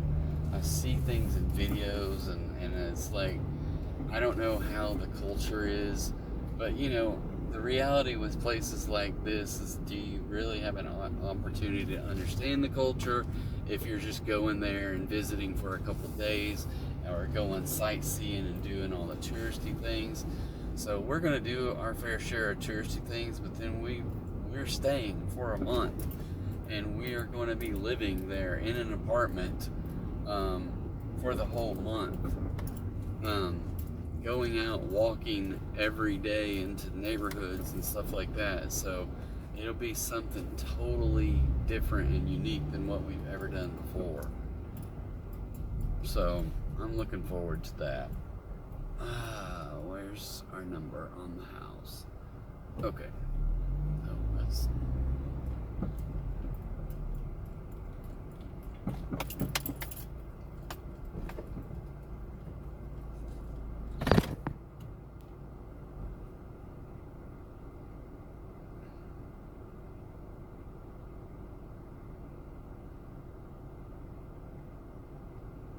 Alright, I'm going to run in and drop this food off, and I will be right back. Alright, so that was $4.25 DoorDash pay with a $2 tip. So that's one. And then I got to go to this other place. So sending them a quick message.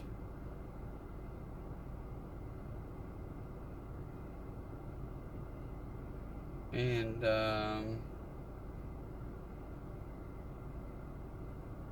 they've already said, thank you, James. Please drive safe. And where, oh, directions, there we go. 8 minutes for this place. 3 miles.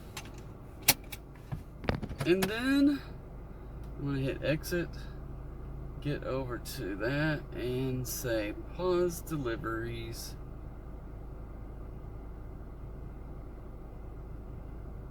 Directions, okay.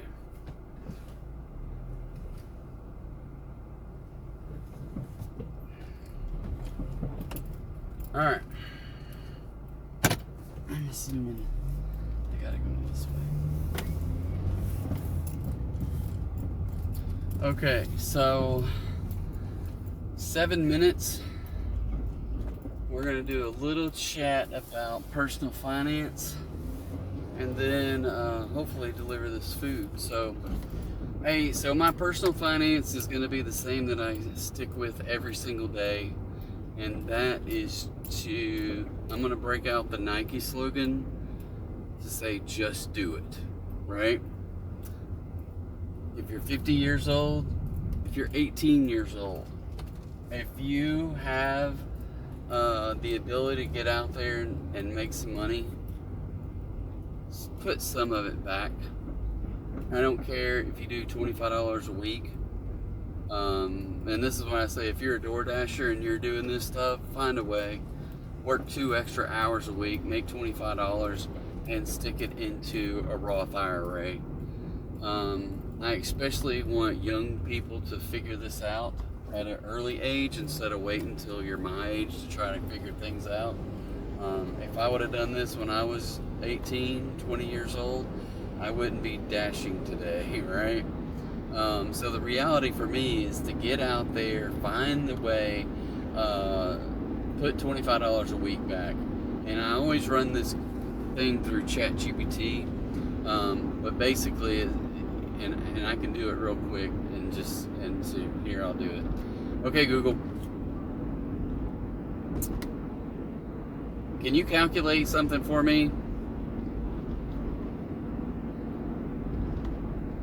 Absolutely. What would you like me to calculate for you? I'm ready for your numbers and operations. Okay. I would like you to put $25 a week in. Let me just hit this button. I would like to do $25 a week into an account that earns 8% for the next 40 years. How much in returns, if we compound weekly, can we expect to get?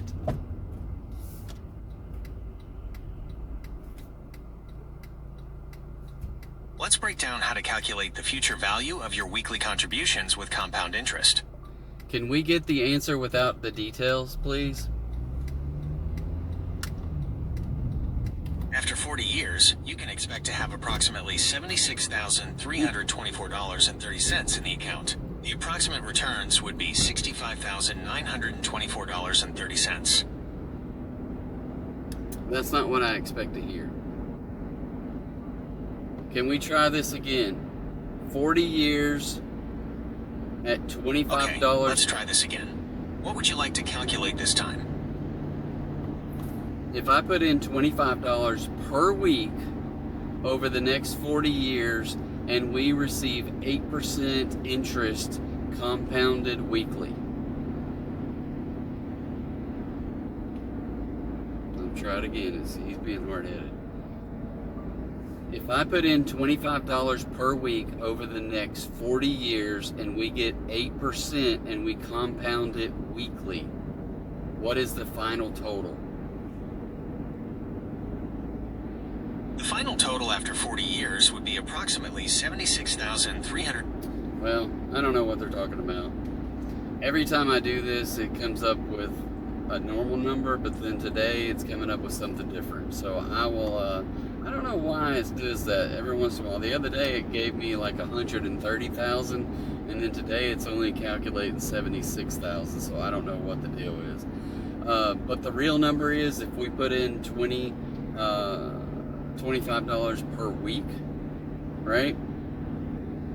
And we earn 8% interest over the next 40 years, we should have upwards of $380,000. Now, that's not a guarantee, but we should be able to do something like that because if we go into something like the S&P 500, especially if we do it in a Roth IRA, then that money grows tax-free for the whole life, and as long as you are at least 59.5 when you start taking out the earnings will come out tax-free. Now you can take out the principal before then because you've already paid taxes on it, and there's no penalty for withdrawing your earnings. So it's a beautiful thing. I'm going to try this one more time. And I don't use ChatGPT, sorry, it's Google AI. So I'm gonna try it one more time. Okay, Google. Can you calculate the long-term return if I put in $25 per week for the next 40 years and we achieve 8% interest and invest all the interest and compound it weekly. Absolutely. Let's break down how to calculate that long-term return with weekly compounding. Here's what we know. Weekly investment, $5. Investment period, 40 years. Annual interest rate, 8%. Compounding frequency, weekly. To calculate the future value of... Sorry, can you add $25 per week, not $5? No problem at all.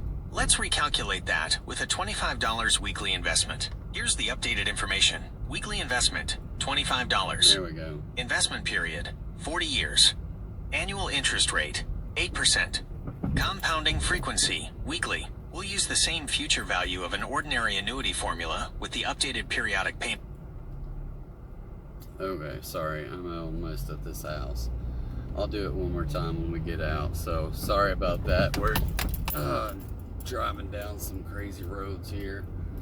I don't know where this side road. I've been to this house 3 or 4 times before, but it's been a while.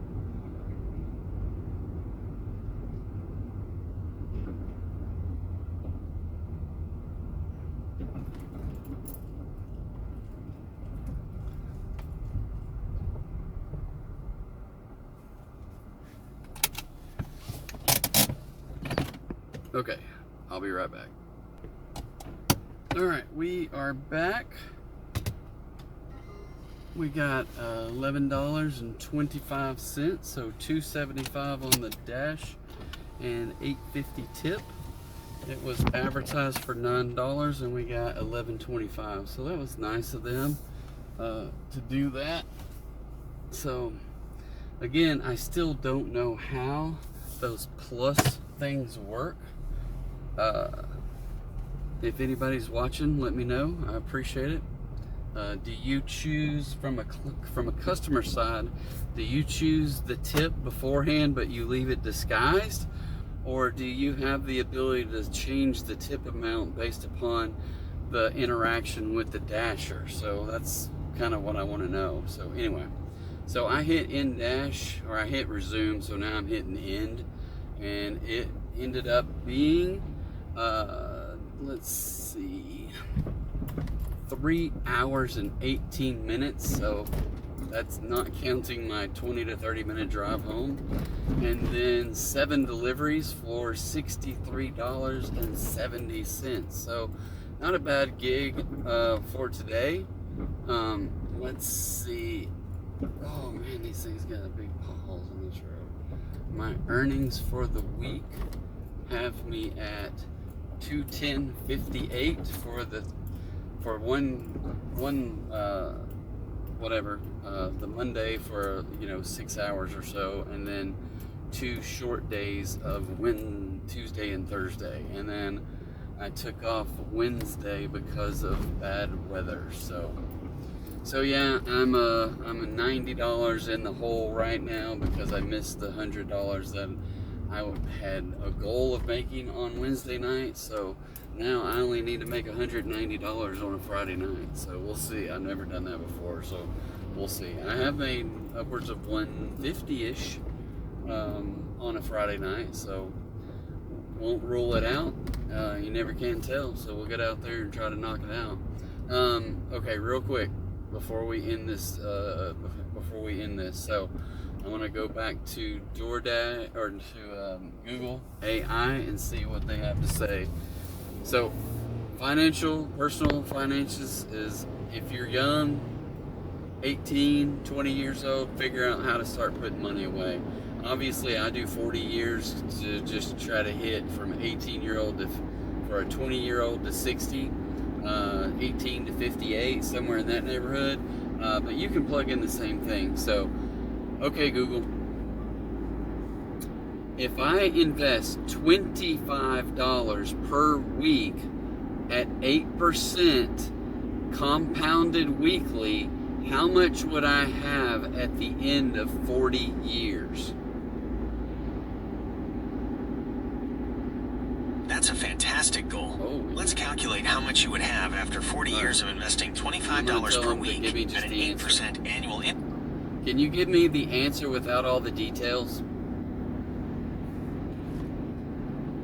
After 40 years of investing $25 per week at an 8% annual interest rate compounded weekly, you would have approximately $381,689.50. So $381,000 of just putting in $25 a week. If you went so far as to say, hey, I'm going to work 2 extra hours of DoorDash or whatever else you're doing, and say, I'm going to take that money and put it in every single week, and that's going to be my nest egg for the future. If you could put in $25, so maybe some weeks it's 20, some weeks it's 40, right? But you put that money aside and you look and see what it grows to. Now, why did I pick 8%? Because I know that traditionally we ought to be able to get 8% or better if we invest in something like the S&P 500. So I'm going to do one more query. Okay, Google. What is the S&P 500 averaged over its lifetime, and what year did it start, and how many years is that?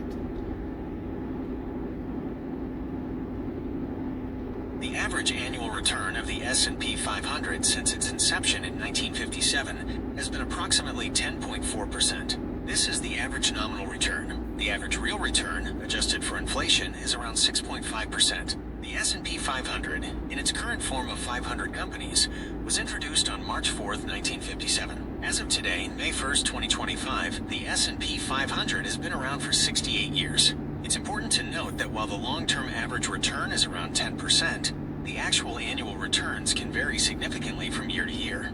Some years see much higher returns, while others can experience losses. So yes, we may experience losses. We may experience 2-3 years of losses. We did that in was it when 9/11 happened? We had 3 negative years in a row, maybe. I can't remember if it was then or if it was coming out of the .com burst and the housing bubble after Clinton got out of office, which may have been the same time. I don't know. But any which way, yeah, it probably was. So all of those things combined to the .com bust, the housing bubble bust, and then 9/11 happened. So it wasn't a good time. But guess what? If you would have put money in right then, even at the beginning and gone through the 3 negative years, you would still have a whole lot more money than you would if you did it. If you didn't do it, right? So anyway, so the market has averaged 10.4%. Obviously, when you take into account for inflation, but we're going to have inflation one way or another, right? This outpaces inflation, whereas savings accounts typically do not outpace inflation. So if you just put your money back in a regular savings account that was making 1%, or most banks don't pay 1% today. My bank doesn't pay 1% on my savings account. I have some online savings accounts that pay 3 something, maybe upwards of almost 4, but not anywhere close to what the S&P 500 has averaged, 10%. So with that, it would be ideal. The other aspect of that is, say that if you do the math and you put in, so it's averaged 10.4, so I round it down to be conservative 8%, which is considerably almost 2.5 points less, right? Because if we did the same thing and we did 10.4% like it's done in the last 68 years, it would be a whole lot more. So let's just do that for giggles. Okay, Google. If I enter $25 a week in for the okay. It sounds like you're trying. If I add $25 per week over the next 40 years and we receive 10.4% interest compounded weekly, how much would we have at the very end? Okay, let's calculate that for you. This is a compound interest problem with regular contributions. Here's how we can break it down. Can I get just the answer without all the details, please? You got it. The final amount would be approximately boxed $79,467.13. I don't know what that means. So that's not it. Let's try this one more time. If I invest $25... Okay, I'm ready. What would you... If I invest $25 per week for 40 years and I get 10.4% interest compounded weekly, what would the final be at the end of that 40 years? The final amount would be approximately boxed $79. I don't know what that means, but anyway, it's coming up with $79,000, so it's not calculating it the same way it calculates it at other times. But anyway, I'm sure it would be considerably more than the $380,000. But anyway, so I was just doing that last one for giggles. If you just didn't earn any money, you would have saved 52 or 50, yeah, I think it's 52,000 or something like that. If you just do $25 a week, it's $1,300 per year at 52 weeks a year. And so that times 40 equals $52,000. So your $52,000 turns into $381,000 over 40 years. So any which way, dream big, do a little bit every week to try to meet that goal. If you get to where today you're making X amount of dollars, and in the future you can increase that dollar amount to $30 a week or $50 a week, then you're going to be so much more better off. And then, yeah, you're just going to have that much more money, and you will outpace inflation as well. Anyway, just something to think about. I definitely want to encourage people to be able to do those kind of things, and especially young people. If I would have been told to do that, and I would have did it. So there's two parts of this. Is one, someone had to tell me, and two, I had to have enough smarts within me to actually do it. You know, that's the hard part, is getting people to actually do things that are good for them, because they want to complain about things. They want to say, oh, it'll never happen, or ridiculous comments like, oh, I can't save $25 a week. I'm like, I'm pretty sure you can. You know, you don't want to do it, and you don't see the benefit in it. So that's my big thing, is that people don't want to do things. They don't see the benefit of it. They make excuses left and right. I want to encourage you, don't fall in that trap. Do what you need to do, and know that it will be good. Even if you don't make the 8%, it's going to be far better than what other people make, right? Just by doing something as small as $25 a week. So anyway, that's my big encouragement for people, to be able to sit down and put something money back. Just do it. Take DoorDash and use 2 hours a week and save that money. So I encourage everyone to do that. So that's where I'm going to end this video today. I appreciate everyone that rode along with me, and I look forward to seeing you guys tomorrow night, and we'll do it again. Have a good one. Bye.